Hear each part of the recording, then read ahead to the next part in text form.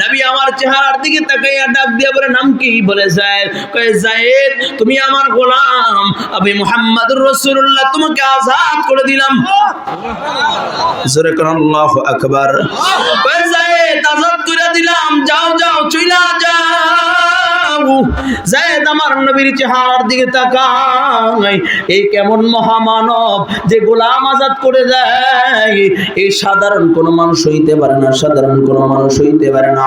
হযরতে যায়েদ রাদিয়াল্লাহু তাআলা আনহু, হযরতে যায়েদ রাদিয়াল্লাহু তাআলা আনহু বলে, ইয়া রাসূলুল্লাহ আযাদ করে দিয়েছেন, কিন্তু আমি আপনার দরবারে ছাইরা যাইতে পারি না।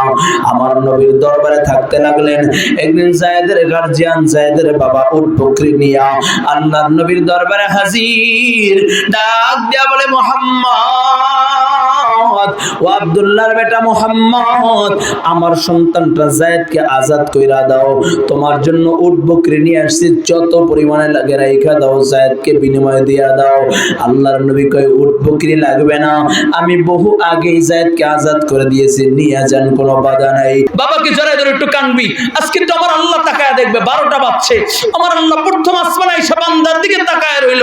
আজকে চোখের পানি ছাইরা ছাইরা বাবাকে জড়ায় ধরে কানবি। কে আসো, একটু জড়ায় ধরতো।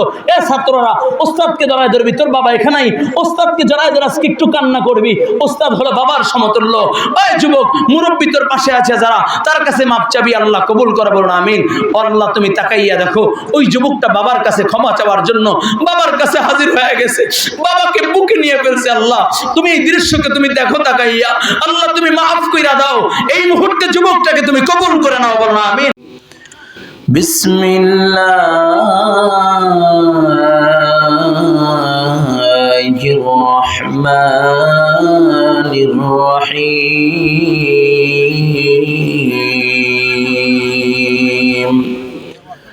ইন্নাল্লাহা ইয়া'মুরু বিল আদলি ওয়াল ইহসান وإيتاء ذي القربى وينهى عن الفحشاء والمنكر والبغي يعظكم لعلكم تذكرون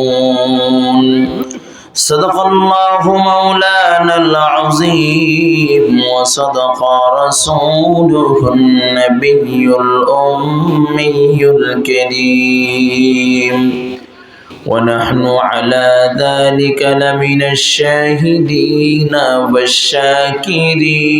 والشاكرين والحمد لله رب العالمين اللهم صل على محمد وعلى آل محمد كما صليت على إبراهيم وعلى آل إبراهيم إنك حميد مجيد اللهم بارك على محمد وعلى آل محمد كما باركت على إبراهيم وعلى آل إبراهيم إنك حميد مجيد بلغ العلا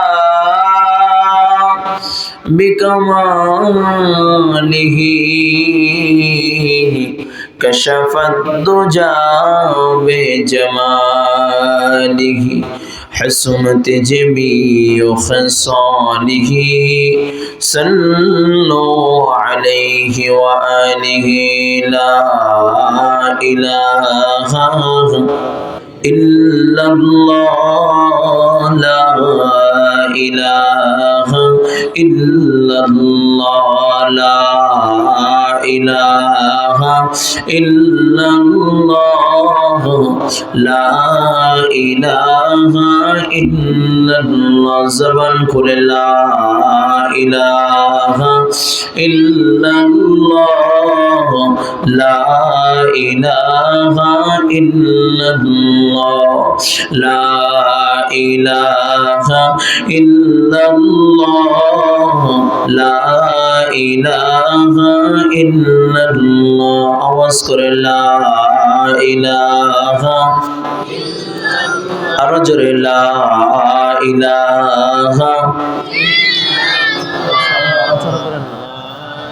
আগের সাউন্ডটা রাখেন,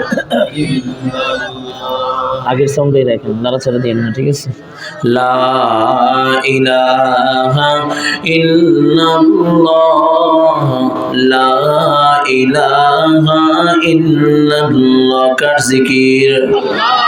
আওয়াজ করে মুমিনের আওয়াজে জবান খুলে বলো কার জিকির। জবান দিয়েছেন কে? আর জোরে আওয়াজ করে মুমিনের আওয়াজে বলো কার জিকির। একটু মোহাব্বতের সহিত দরদ নিয়ে পড়বা লা ইলাহা ইল্লাল্লাহ, লা ইলাহা ইল্লাল্লাহ। রসূলে खुदा की गुलामी में क्या है, जरा तुम गुलामी कर तो देखो। रसूले खुदा की गुलामी में क्या है, जरा तुम गुलामी में आकर तो देखो। ला इलाहा इल्लल्लाह, ला इलाहा इल्लल्लाह, ला इलाहा इल्लल्लाह, ला इलाहा इल्लल्लाह। आवाज করে লা ইলাহা ইল্লাল্লাহ, লা ইলাহা ইল্লাল্লাহ, লা ইলাহা ইল্লাল্লাহ মুহাম্মাদুর রাসূলুল্লাহ সাল্লাল্লাহু আলাইহি ওয়াসাল্লাম, সাল্লাল্লাহু আলাইহি ওয়াসাল্লাম, সাল্লাল্লাহু আলাইহি ওয়াসাল্লাম। সুবহানাকা লা ইলমা লানা ইল্লা মা আল্লামতানা ইন্নাকা আনতাল আলিমুল হাকীম। قال رب اشرح لي صدري ويسر لي أمري واحلل عقدة من لسانه يفقه قولي। सूरज ने दिया अपनी शुआ उनको ये पैगाम, सूरज ने दिया अपनी शुआ उनको ये पैगाम। दुनिया ही अजब चीज़ है, कभी सुबह कभी शाम। दुनिया ही अजब चीज़ है, कभी सुबह कभी शाम। मकबूल तो है शाहजहां, काबिल तो बहुत है। मकबूल तो है शाहजहां, काबिल तो बहुत है। ऐना की मानिंदे तो नहीं, दिल तो बहुत है। ऐना की मानिंदे तो नहीं, दिल तो बहुत है। दुनिया में हो दुनिया का तलफगार नहीं हो, दुनिया में हो दुनिया का तलफगार नहीं हो। बाजार से गुजर है खरीदार नहीं हो, बाजार से गुजर हो खरीदार नहीं हो। ऐ ख़त्म रसूल फ़ख़्र उमम शाही मदीना, اے ختم رسول فخر شاہ مدینہ دکھلا سے مجھے منظر گلزار مدینہ دکھلا سے مجھے منظر گلزار مدینہ ہر حجی چلی جا رہا ہے مدینہ دکھلا سے مجھے منظر گلزار مدینہ আলহামদুলিল্লাহ পলাশী তালিমুল কোরআন হাফিজিয়া মাদ্রাসা হাফিজ ছাত্রদের পাগড়ি প্রদান উপলক্ষে এক বিশাল তাফসিরুল কোরআন মাহফিল। আজকের মাহফিলের সম্মানিত সভাপতি, প্রধান অতিথি, আগন্তুক আল্লাহর আশিকিন জাকিরিন মুহিব্বিন মুবাল্লিগিন বান্দাগণ ও জাতির শ্রেষ্ঠ সন্তান উলামায়ে কেরামগণ, সকলে মিলে উচ্চস্বরে আওয়াজ করে একই সাথে একই তালে কালিমাতুশ শুকর দিল খুলে পড়ি আলহামদুলিল্লাহ। আরো জোরে পড়ি আলহামদুলিল্লাহ।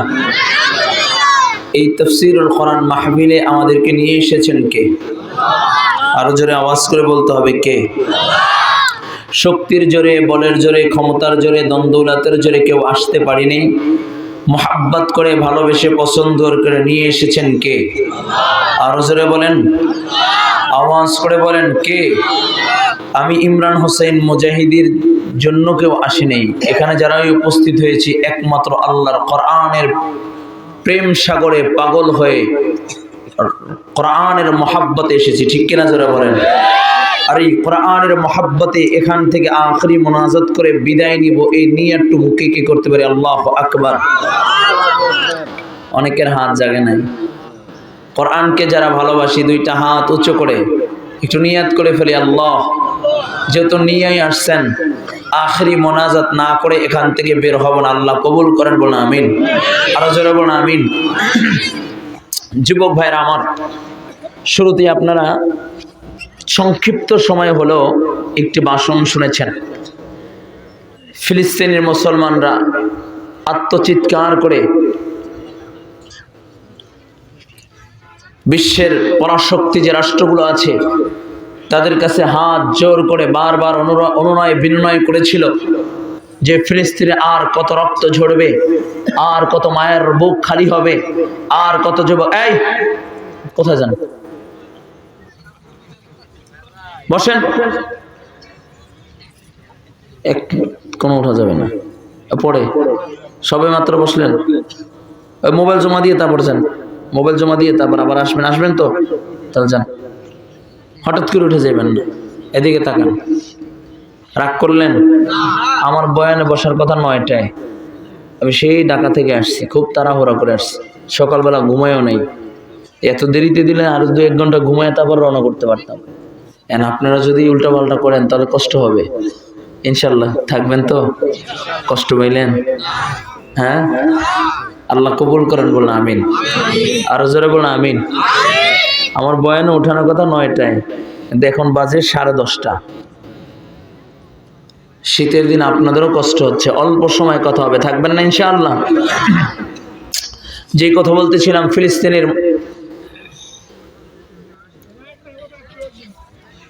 রাষ্ট্রপ্রধান যিনি আছেন বারবার অনুনয় বিনয় করে তাদের কাছে চোখের পানি ছেড়ে ছেড়ে বলেছিলেন ফিলিস্তিনের মুসলমানদের রক্ত ঝরাচ্ছে।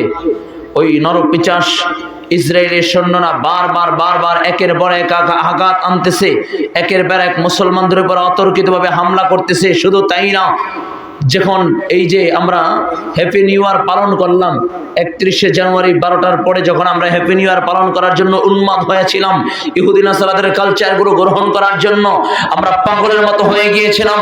আপনি আতশবাজি আর গান বাজনার ভিতরে লিপ্ত ছিলেন। ওই সময় আমরা তাকিয়ে দেখেছি, ওই সময় দেখেছি ফিলিস্তিনের ভিতরে 1 নয় 2 নয় 1200 মুসলমানদেরকে হত্যা করেছে। ঠিক কিনা যারা বলেন? যখন তাম বিশ্বের পরাশক্তিগুলো হাত গুটায় নিলেন, সহযোগিতার হাত বাড়ান নাই, বরঞ্চ ফিলিস্তিনের এক একটা মুসলমানের রক্ত ঝরলে তারা আনন্দে উন্মাদ হয়ে যেত, এক একটা মুসলমানদেরকে শহীদ করতে পারলে তারা খুশি হয়ে যেত। অথচ তারা মানব অধিকার এরকম পরিষদ গঠন করেছে। শুধু আমি ওটা বলি মানব অধিকার পরিষদ নয়, ওটা মানুষ হত্যা করার পরিষদ। ঠিক কেন যারা বলেন? শুধু তাই না, আমরা দেখতেছি যখন তারা তাদের বিশ্বের পরাশক্তিগুলো হাত গুটিয়ে নিয়েছে, আল্লাহ তাআলা আসমানি ফয়সালা দিয়ে দিলেন। তারা যেটা বাংলাদেশের, তারা যেটা বিশ্বের সবচেয়ে দামি জায়গা মনে করেন, আমেরিকার ভিতরে সবচেয়ে দামি জায়গা যাকে বলা হয় দুনিয়ার স্বর্গ, দুনিয়ার স্বর্গ কি বলে, লস এঞ্জেল, এই জায়গাটায় তারা বিশ্বের ধনী ধনী বেহায়া নির্লজ্জ নাস্তিকগুলো ওখানে যে বাড়ি করে থাকে, আল্লাহ পাক রব্বুল আলামিন মুহূর্তের ভিতরে ওই তাদের দামি জায়গা, যাকে এই পৃথিবীর যাকে স্বর্গরাজ্য যাকে বলা হয়, সেই জায়গাটাকে আল্লাহ মুহূর্তের ভিতরে অগ্নিশিখা দিয়ে জ্বালিয়ে পড়ে ছারখার করে দিয়েছে। ঠিক কিনা যারা বলেন? এক দুনিয়ার বেঈমানের গোষ্ঠীরা কান খুলে ভালো করে শুনে নাও, মুসলমানদের এক একটা রক্তের ফোঁটার দাম আল্লাহর কাছে আছে। ঠিক কিনা যারা বলেন? আল্লাহ পাক রব্বুল আলামিন পৃথিবীকে সাজাইছেন ঈমানদারের জন্য। ঠিক কিনা যারা বলেন? ঈমানদারের রক্তকে ঝরাবে আর তারা দুনিয়ার ভিতরে আনন্দ ফুর্তি করবে। আল্লাহ পাক রব্বুল আলামিন বলেন আমি ছাড় দেই কিন্তু ছেড়ে দেই না। ঠিক কিনা যারা বলেন? আমরা তাকিয়ে দেখলাম যখন ফিলিস্তিনের পক্ষ থেকে ফিলিস্তিনের দূতাবাস, যখন ফিলিস্তিনের পক্ষ থেকে ফিলিস্তিনের রাষ্ট্রপ্রধান কান্না অঝরে কান্না করতেছেন আর বারবার সাহায্যের হাত বাড়াচ্ছিলেন, তারা যখন হাত ঘোটায় নিলেন, আল্লাহ পাক দুই দিনের মাথায় বলে অগ্নিশিখা দিয়ে পুরা ওই আমেরিকার একটা অঙ্গরাজ্যকে জ্বালিয়ে পড়ে সরকার দিয়েছে। এখন 6 দিন 7 দিন পার হয়ে যায়, এখন পর্যন্ত সেই অগ্নিশিখা বন্ধ হয় না, এখন পর্যন্ত সেই অগ্নিশিখা বন্ধ হয় নাই। এখন পর্যন্ত আরো আশঙ্কা আছে, আরো অঙ্গরাজ্যগুলোর ভিতরে একের পর এক আগুনের হামলা চলতেছে। অকলজার যুবক ভালো করে বুঝো, এখনো কি তোমার চক্ষু খুলবে না? তুমি কার আশায় বসছো, কার আশায় আছো? আল্লাহর কসম করে বলি, আল্লাহর দিনকে মাইনাস করে, আল্লাহর কোরআনকে মাইনাস করে কোনদিন কেউ সফল হতে পারে নাই। আল্লাহর কসম কেউ সফল হতে পারবে না। ঠিক কিনা যারা বলেন?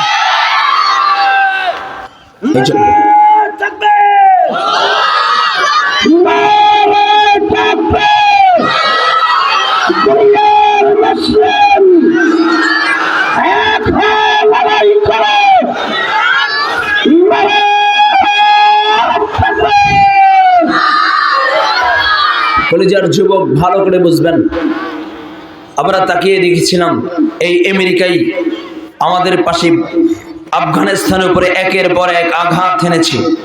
20টা বছর আফগানকে চূর্ণ বিচূর্ণ করে দিয়েছে। শুধু তাকিয়ে তাকিয়ে দেখেছি আফগানিস্তানের মুসলমানদের হ্রাস, আফগানিস্তানের মা বোনদের ইজ্জত হরণ করা, ছোট ছোট বাচ্চাদেরকে পাখির মতো গুলি করে মারা, একের পর এক অত্যাচার অনাচার করেছে। অবশেষে সেই আফগানকে আল্লাহ বিজয় দান করেছেন। আমরা আশাবাদী অচিরে ফিলিস্তিনের জমিনটা আবার বিজয় হবে, ও বেঈমানদের হাত থেকে আল্লাহ তাআলা রক্ষা করবে। ঠিক কি যারা বলেন? তৈরি আছি না ইনশাআল্লাহ? যদি ডাক এসে যায় বেঈমানদের বিরুদ্ধে, এখন আর কোনো ধরাধরি নাই, এখন একটাই হবে, একটা হলো ইমানদারের দল আর একটা হলো বেঈমানদের দল। তুমি ইমানদারের পক্ষে থাকবে না বেঈমানদের পক্ষে থাকবে, সিদ্ধান্ত নেওয়ার সময় এসেছে। ঠিক কি যারা বলেন?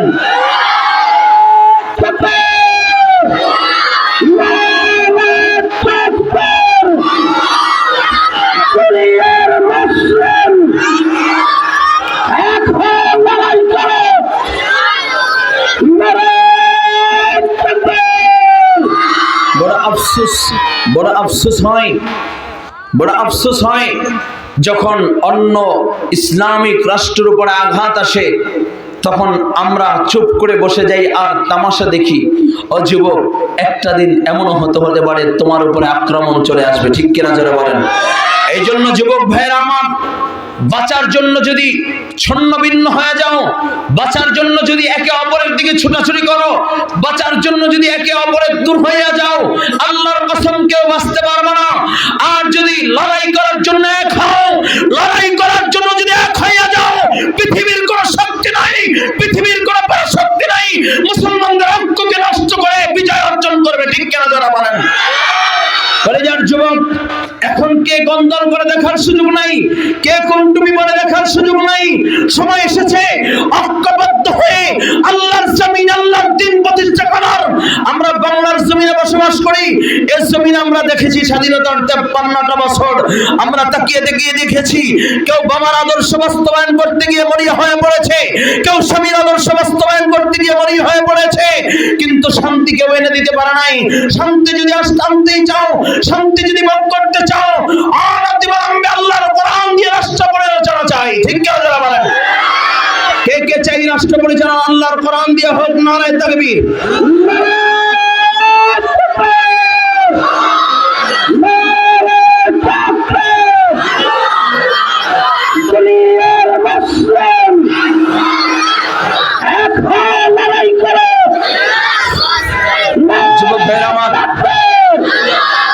যুবক ভাইরা আমার, আমি আপনাদের অঞ্চলে নতুন, ইতিপূর্বে এই অঞ্চলটা আমি আসি নাই, তবে একটাই কথা বলতে চাই, আগামীতে ইনশাআল্লাহ আল্লাহর কোরআন দিয়ে রাষ্ট্র পরিচালনা হোক, চাই না ইনশাআল্লাহ? কে কে চান দুইটা হাত উঁচু করে লাব্বাইক বলেন, নারায়ে তাকবীর। আল্লাহ কবুল করেন। যুবক ভাইরা আমার, এই জন্য যদি রক্তের প্রয়োজন হয়, জীবন দেওয়ার প্রয়োজন হয়, তৈরি আছে ইনশাআল্লাহ, তৈরি আছে ইনশাআল্লাহ। লড়াইয়ের ওই ময়দানেতে জিতে তোমাকেই হবে, প্রয়োজনে সব রক্তটুকু জমিনে ঢেলে দিবে। লড়াইয়ের ওই ময়দানেতে জিতে তোমাকেই হবে, প্রয়োজনে সব রক্তটুকু জমিনে ঢেলে দিবে। তবুও তোমায় লড়তেই হবে, মানিবে না পরাজয়। তবুও তোমায় লড়তেই হবে, মানিবে না পরাজয়। বিপ্লব মানে জীবন দেয়া বসে থাকা নয়, সে কোনদিন আসবে না রে করো যদি ভয়। বিপ্লব মানে জীবন দেয়া বসে থাকা নয়, সে কোনদিন আসবে না রে করো যদি ভয়। আসবে বিজয় রক্ত আর জীবনের বিনিময়, আসবে বিজয় রক্ত আর জীবনের বিনিময়। বিপ্লব মানে জীবন দেয়া বসে থাকা নয়, সে কোনদিন আসবে না রে করো যদি ভয়। কোথা থেকে কোন বিন্দেশে সে কোন আমার দেশে এসে সেবার নামে বসলো জোরে আওয়ামী লীগের বেশে।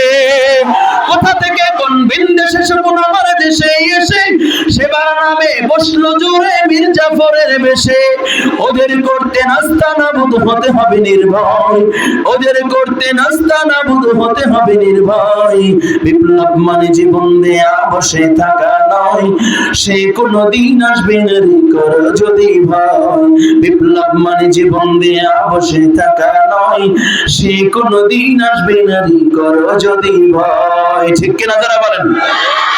তৈরি আছেন ইনশাআল্লাহ? সকলেই তৈরি আছেন ইনশাআল্লাহ? আবার যদি ডাক আসে আগামীতে আর রাতের বেলা একটা লাল নোট খেয়ে কোন লুচ্চা বদমাশকে দিনের বেলা আমি ভোট দিব না ইনশাআল্লাহ। আগামীর সমর্থনটা হবে ইসলামের পক্ষে ইনশাআল্লাহ। কে কে তৈরি আছেন? নারায়ে তাকবীর। আল্লাহ কবুল করেন, বলুন আমিন। ওখানে যার যুবক প্রশ্ন হইতে পারে, হুজুর আপনারা মুষ্টিময় কয়েকজন হুজুর মোল্লা মৌলবী আল্লাহর জমিন আল্লাহর দ্বীন কেমনে প্রতিষ্ঠা, আল্লাহর জমিন আল্লাহর দ্বীন প্রতিষ্ঠা কেমনে করবেন? কোরআন দিয়ে সংবিধানে কেমনে যাবেন? আপনার সাথে তো আমেরিকা নাই, আপনার সাথে ইউরোপ নাই, আপনার সাথে চীন রাশিয়া নাই, আপনার সাথে ভারত নাই, আপনি কিভাবে আবার সংসদে যাবেন? ও করে যারা যুবক, আমিও বলি আমার আমেরিকার দরকার নাই, আমার চীন রাশিয়ার দরকার নাই, আমার ভারত দরকার নাই, বিশ্বের পরাশক্তি দরকার নাই, তবে আমার চেচা একজন আছে, শাহাদাত আঙ্গুলটা উঁচু করে বলো সে কে? সবাই জায়গায় না, দেখছেন? আমার সাথে একজন আছেন, তিনি কে? আওয়াজ করে বলতে হবে, শাহাদাত আঙ্গুলটা উঁচু করে বলতে হবে, কে? আল্লাহ কবুল করেন, বলেন আমিন। আল্লাহ তাআলা যদি আমার সাথে থাকে আর কোনো ভয় আছে? এই পিন পিন আওয়াজ করে এটা একটু বন্ধ করতে হবে। আল্লাহ তাআলা যদি আমার সাথে থাকেন আর কোনো ভয় আছে? আমি জানি কারো গাও জ্বলতে পারে, কারো গায়ে লাগতে পারে, কিন্তু বাবা এটাই চিরন্তর সত্য আর বাস্তবতা। আমরা স্বাধীনতার পেয়েছি 53টা বছর হয়েছে, কিন্তু আজ পর্যন্ত স্বাধীনতার স্বাদ পাইনি। ঠিক কিনা ধরে বলেন? কিয়ামত পর্যন্ত পাবো না যদি আল্লাহর কোরআন রাষ্ট্র ক্ষমতায় না আসে। ঠিক কিনা যারা বলেন? কিয়ামত পর্যন্ত শান্তি পাওয়ার কোনো সম্ভাবনা নাই যদি আল্লাহর কোরআন রাষ্ট্র ক্ষমতায় না আসে। ঠিক কিনা যারা বলেন? আমরা তাকিয়ে দেখেছি, রাগ করবেন না, আমাদের এক প্রিয় ভাই কারি হাফেজ মাওলানা সোহাইব আহমদ আশরাফি, নাম শুনছেন নি? সিলেটের সোহাইব আহমদ আশরাফি, হবিগঞ্জের, নাম শুনছেন? এই 5ই আগস্ট ছাত্র জনতার গণঅভ্যুত্থানের মাধ্যমে যারা আজকের মাঠের ভিতরে চিল্লাইতেছেন আর লাফাইতেছেন, আপনাদের ভূমিকা কি ছিল আমরা জানি, কিন্তু আলহামদুলিল্লাহ আমরা সশরীরে 18ই জুলাই থেকে নিয়ে 5ই আগস্ট পর্যন্ত, শুধু 5ই আগস্ট না, যখন বাংলাদেশের প্রশাসন কাজ করতেছিল না তখন ট্রাফিকের দায়িত্ব পালন করেছি, মন্দিরগুলো পাহারা দিয়েছি, এদেশের কোন মুসলমানদের গায়ের উপর আঘাত করতে দেই নাই, এদেশের কোন ভিন্ন ধর্মাবলম্বীদের গায়ে আঘাত করতে দেই না, ঠিক কিনা যারা বলেন? কিন্তু এরপরেই দেখলাম চিত্র ভিন্ন হয়ে যাচ্ছে। একদল স্বার্থান্বেষী স্বার্থলোভী যারা আছে তারা আবার সেই টেন্ডারবাজি আর চাঁদাবাজি শুরু করে দিয়েছে, ঠিক কিনা যারা বলেন? আওয়াজ করে বলতে হবে, ঠিক কিনা যারা বলেন? আর এই টেন্ডারবাজি আর চাঁদাবাজি রুখে দেওয়ার জন্য আল্লাহর কোরআন দিয়ে রাষ্ট্র পরিচালনা দরকার আছে কি নাই? তৈরি আছেন ইনশাআল্লাহ? মাদ্রাসার জন্য মাটি নিবে, মাদ্রাসার এক লোক মাটি ফ্রি দিছে, ফ্রি। হুজুর আপনি গাড়ি ভাড়া দিয়ে নিয়ে যান ফ্রি মাটি। এই ফ্রি মাটি আনতে যায় এক ট্রাক প্রতি 20,000 টাকা চাঁদা ধরেছে, 1,000 টাকার চাক্কা করতে দেবে না। কারা করেছেন অবশ্যই বুঝতে পারতেছেন, এখনো সময় আছে।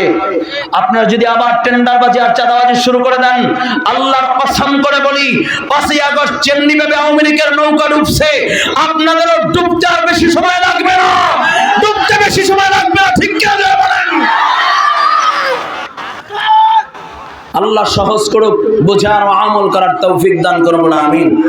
যুবক ভাইয়েরা, আমার শুরুতে আয়াতে কারিমা তেলাওয়াত করেছি, এ প্রসঙ্গে কয়েকটি কথা বলবো, একটু ভালো করে বুঝেন, এদিকে তাকান।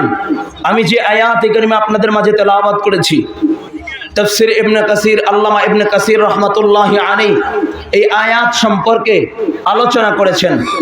কোরআনুল কারীমের ভিতরে 6,665টা আয়াত যদি আল্লাহ তাআলা নাজিল না করতেন, শুধু এই একটা আয়াতে যদি আল্লাহ নাজিল করতেন, তাহলেই মুহাম্মাদি মিশন বাস্তবায়ন করার জন্য যথেষ্ট হইতে, বলেন সুবহানাল্লাহ।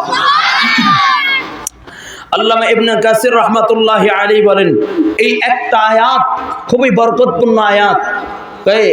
আপনারা শুনেছেন কোরআনুল কারীমের তেলাওয়াত শুইনা বহু মানুষ মুসলমান হয়েছে। সবচেয়ে বেশি যে আয়াতে কারিমা তেলাওয়াত শুনে মুসলমান হয়েছে, সেই আয়াতে কারিমাই আমি আপনাদের মাঝে তেলাওয়াত করেছি। আয়াতে কারিমার ভিতরে আল্লাহ পাক রব্বুল আলামিন 3টা আদেশ করেছেন, 3টা নিষেধ করেছেন। এরপরে আল্লাহ বলেন, আমি ওয়াজ করলাম, ইয়াইদুকুম লাআল্লাকুম তাযাক্কারুন, বান্দা আমি আল্লাহ তোমাদেরকে নসিহত করলাম, ওয়াজ করলাম, যদি তোমরা এই 3টা আদেশ গ্রহণ করো আর 3টা নিষেধকে যদি ছেড়ে দাও, তাহলেই তোমরা সফল কাম, তাহলেই তোমরা কামিয়াব। চিল্লায় কোন আল্লাহু আকবার। আল্লাহ পাক রব্বুল আলামিন বলেন, ইন্নাল্লাহা ইয়া'মুরু বিল আদল ওয়াল ইহসান ওয়া ইতা'i যিল কুরবা। আল্লাহ তাআলা 3টা আদেশ করেছেন। 1 নম্বর আল্লাহ তাআলা বলেন, ইন্নাল্লাহা ইয়া'মুরু বিল আদল, আল্লাহ তাআলা বলেন ইনসাফগার হইয়া যাও, ন্যায়পরায়ণ হইয়া যাও। ও কলেজের টুকরা যুবক, প্রশ্ন হইতে পারে, হুজুর এই আলোচনাটা তো আপনি ডক্টর ইউনূসকে করবেন, এই লালমনিরহাটে এখানে কেন আপনি এই কথা বলতেছেন? ও কলেজের টুকরা যুবক, ভালো করে বুঝবা, এই আয়াতের আলোচনা করার আগে পয়গম্বর আরবের একটা হাদিস শোনাইয়া যাই। নবী আমার বলেন, বাদিরু সিত্তাম বিল মাউত, ইমরাতুস সুফাহা ওয়া কাসরাতুশ শুরাত ওয়া বাই'আল হুকমি ওয়াল ইস্তিগফাফাম বিদ-দামি ওয়া কাতিয়াতার রিহম ওয়া নাশাআন ইয়াত্তাখিযুনাল কুরআনা মাযামিরা। নবী আমার বলেন, তোমাদের জন্য জমিনের উপরের অংশ ততক্ষণ পর্যন্ত নিরাপদ যতক্ষণ না পর্যন্ত এই 6টা জিনিস না দেখবা। যখন এই 6টা জিনিস তোমরা জমিনের উপরে দেখবা, তখন আর জমিনের উপরের অংশ তোমাদের জন্য নিরাপদ নয়, জমিনের উপর অংশের চেয়ে নিচের অংশ নিরাপদ। তার মানে দুনিয়ায় থাকার চেয়ে মরে যাওয়া ভালো। তার মানে কি মরে যাব? হ্যাঁ, তাহলে কি করণীয়? আরে 6টা জিনিসও বাকি একটু বুঝাইবার জন্য বলতেছে। আমার নবী বলেন, বাদিরু সিত্তাম বিল মাউত ইমরাতুস সুফাহা, 1 নাম্বার অযোগ্য লোক নেতৃত্বের স্থানে বসবে, অযোগ্য লোক নেতা হবে। এমন দৃশ্য দেখেছেন কিনা? যেই পার্লামেন্টে মুফতি আমিনী রাহমাতুল্লাহি আলাইহির মতো লোক সংবিধানে ভাষণ দিয়েছেন, পার্লামেন্টে ভাষণ দিয়েছেন, যেই পার্লামেন্টে আল্লামা দেলাওয়ার হোসেন রাহমাতুল্লাহি আলাইহি বলে কোরআনের পাখি ভাষণ দিয়েছেন, সেই পার্লামেন্টে আমরা তাকায়া দেখেছি বলে 2 টাকার একটা নর্তকী মমতাজের মতো লোক ভাষণ দেয়, ঠিক কিনা যারা বলেন? এটা জাতির জন্য কলঙ্ক, ঠিক কিনা যারা বলেন? এই জাতির জন্য লজ্জার কর বিষয়, নাকি ভুল বললাম? আপনারা মনে রাগ করতেছেন, কথাগুলো ভালো লাগতেছে না? হ্যাঁ, আমার ভাষ্যকার ভাই কি বলেন? আগেই বলছে আওয়াজ সংবিধান পর্যন্ত পার্লামেন্টে চাই, কিন্তু আমার ভাই চুপ হয়ে গেছে না। আমার ভাই একটা আওয়াজ দিবে, তারা তাকবীর দিবে, নারায়ে তাকবীর। হ্যাঁ দাঁড়ান একটু, এখন পার্লামেন্ট পর্যন্ত যেন তাকবীর আওয়াজ চাই ইনশাআল্লাহ। লিল্লাহি তাকবীর, নারায়ে তাকবীর, আল কোরআনের আলো সংসদে গেলো, কোরআন ছাড়া অন্য কিছু, নারায়ে তাকবীর। মাশাআল্লাহ মাশাআল্লাহ মাশাআল্লাহ, আল্লাহ কবুল করেন। কি চলবে ইনশাআল্লাহ? কোরআন ছাড়া কোথাও শান্তি আসতে পারে না, ঠিক কিনা যারা বলেন? সমাধান চাও যদি জীবনে মরণে, ফিরে যাও খুঁজে নাও চোখ রাখো কোরআনে। সমাধান চাও যদি জীবনে মরণে, ফিরে যাও খুঁজে নাও চোখ রাখো কোরআনে। তবেই পাবে সুখ শান্তির ঠিকানা, তবেই পাবে সুখ শান্তির ঠিকানা, মেনে নাও যদি তুমি মনে প্রাণে। সমাধান সমাধান চাও যদি জীবনে মরণে, ফিরে যাও খুঁজে নাও চোখ রাখো কোরআনে, ঠিক কিনা? আল্লাহর কোরআন ছাড়া কোনো সমাধান হতে পারে না, ঠিক কিনা যারা বলেন? আমরা তাকাইয়া দেখছি যেই দলদের উপর, যেই দলগুলোকে বক্তৃতা দিতে দেয় নাই, মিছিল মিটিং করতেও দেয় নাই, যখন ক্ষমতার পালাবদল হয়েছে টাকা খেয়ে তাদের ছত্রছায়ায় তাদের লোকদেরকে পার করে দিয়েছে, ঠিক কিনা যারা বলেন? তার মানে এই দুনিয়াটা টাকার কাছে গোলাম হবে, কিন্তু আল্লাহর কোরআন যদি রাষ্ট্র ক্ষমতায় আসে তখন আর টাকার কাছে গোলাম হবে না, তখন সব মানুষগুলো এক হুকুমতকে গ্রহণ করে, এক আল্লাহর তাওহীদকে বিশ্বাস করে শান্তির সুবাতাস পড়বে, ঠিক কিনা যারা বলেন?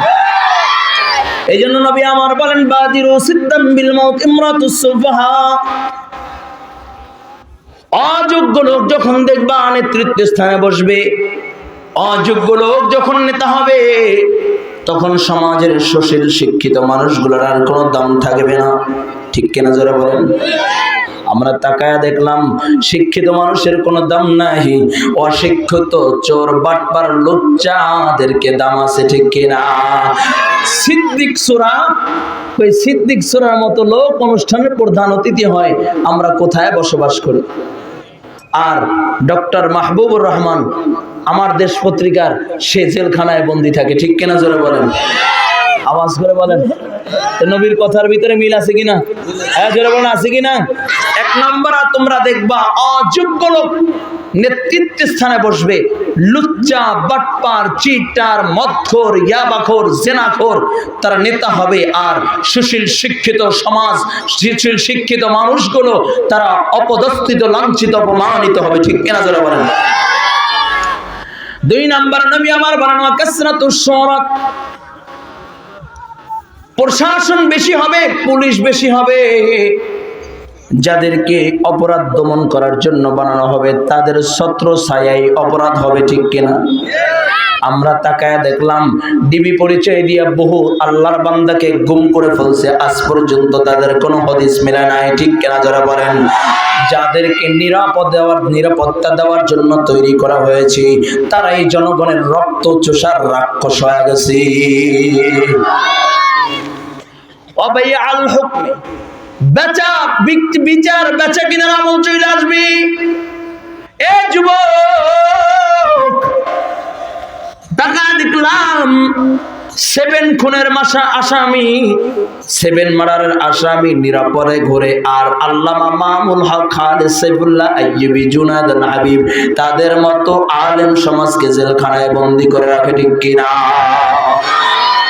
বিচার বেচাকেনার আমল চলে আসবে। বাজান কষ্ট পাইতেছেন নি না? বানান নে কইতে কইতেছে ওলামায়ে কেরাম ধরা দিবেন ইনশাআল্লাহ।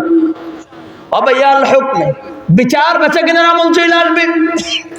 ওয়াল ইস্তিগফাফাম বিদ্দামি, মানুষের রক্তের কোনো দাম থাকবে না। কুকুর মরলে বিচার হয়, পাখি মরলে বিচার হয়, কিন্তু মানুষ মারা যায়, মানুষের রক্ত দিয়ে জমিন লাল হয়, কিন্তু বিচার হয় না। ঠিক কিনা জোরে বলেন? ও যুবক ভাইরা, এখন আপনি আসেন। আল্লাহ তাআলা বলেন ইন্নাল্লাহা ইয়া'মুরু বিল আদল, আল্লাহ তাআলা বলে ইনসাফগার হয়ে যাও, ন্যায়পরায়ণ হয়ে যাও। ও কলেজের যুবক, তুমি তোমার ঘরের প্রধান, তোমার অধীনস্থ যারা আছে তাদের উপরে তুমি ইনসাফ করো। ও মেম্বার, তুমি তোমার ওয়ার্ডের প্রধান, তোমার ওয়ার্ডে যারা আছে তাদের সাথে ভালো ব্যবহার করো, ইনসাফ করো। চেয়ারম্যান, আল্লাহ তোমাকেই বলে তোমার অধীনস্থ যারা আছে, তোমার ইউনিয়নে যারা আছে তাদের সাথে ইনসাফ করো। এই এমপি তোমার আসনে যারা আছে সকলের সাথে ইনসাফ করো। এরা রাষ্ট্রের প্রধান, আল্লাহ তোমাকেই বলেন তুমি তোমার অধীনে যারা আছে তাদের সাথে ইনসাফ করো। যদি ইনসাফ করো, নবী আমার বলেন আল ইমামুল আদিল, কাল কিয়ামতের ময়দানে আল্লাহ পাক রব্বুল আলামিন 7 শ্রেণীর লোকদেরকে আরশে আজিমের নিচে ছায়া দান করবেন। তার ভিতরে 1 নাম্বার আল ইমামুল আদিল, যারা ন্যায়পরায়ণ বাদশা শাসক, তাদেরকে আল্লাহ তাআলা আরশে আজিমের নিচে ছায়া দান করবেন। এখন ইনসাফ কেমনে প্রতিষ্ঠা করবা? পয়গম্বর আরবি রাহমাতাল লিল আলামিন নবী মুহাম্মদুর রাসূলুল্লাহ সাল্লাল্লাহু আলাইহি ওয়াসাল্লাম, মায়ার নবী রাহমাতাল লিল আলামিনের কাছে এক চুরির বিচার আসলো। বলে ইয়া রাসূলুল্লাহ, ইয়া হাবিবাল্লাহ, অমুক মহিলা চুরি করছে, আপনি বিচার করে দেন। নবী আমার কোরআনুল কারীমের আয়াত খুলে দিলেন। নবী আমার বলেন চুরির বিচারের রায় শুনে নাও। আস-সারিকু ওয়াস-সারিকাতু ফাখতাউ আইদিয়াহুমা, চোর নারী হোক পুরুষ হোক তার হাত কেটে দাও। নবী ফয়সালা শোনায়া দিলেন, চোরের হাত কাটা হোক। ও কলিজার যুবক, ভালো করে বুঝো। সাহাবায়ে কেরাম চিন্তা করতে লাগলেন, যেই মহিলার চুরির বিচার আসছে এই মহিলা হলো কুরাইশ বংশের মহিলা, আমার নবীর বংশের মহিলা। এই মহিলার যদি হাত কাটা হয় তাহলে নবীর বংশকে অপমান করা হবে। নবীর বংশ কুরাইশ বংশ, মহিলাটাও কুরাইশ বংশের। সাহাবায়ে কেরাম চিন্তা করতে লাগলেন, পরামর্শ বসলেন বিচারটাকে একটু শিথিল করা হোক। হাত না কাইটা একটা আঙ্গুল কাইটা যেন বিচারকে শিথিল করা হয়। সাহাবায়ে কেরাম বলে আবু বকর, এই প্রস্তাবটা নিয়ে আপনি আল্লাহর নবীর কাছে চলে যান। আবু বকর সিদ্দিক রাদিয়াল্লাহু তাআলা আনহু বলেন, ও নবীর সাহাবীরা, আমার পক্ষে সম্ভব না, এই প্রস্তাবটা আমি আল্লাহর নবীর কাছে দিতে পারবো না।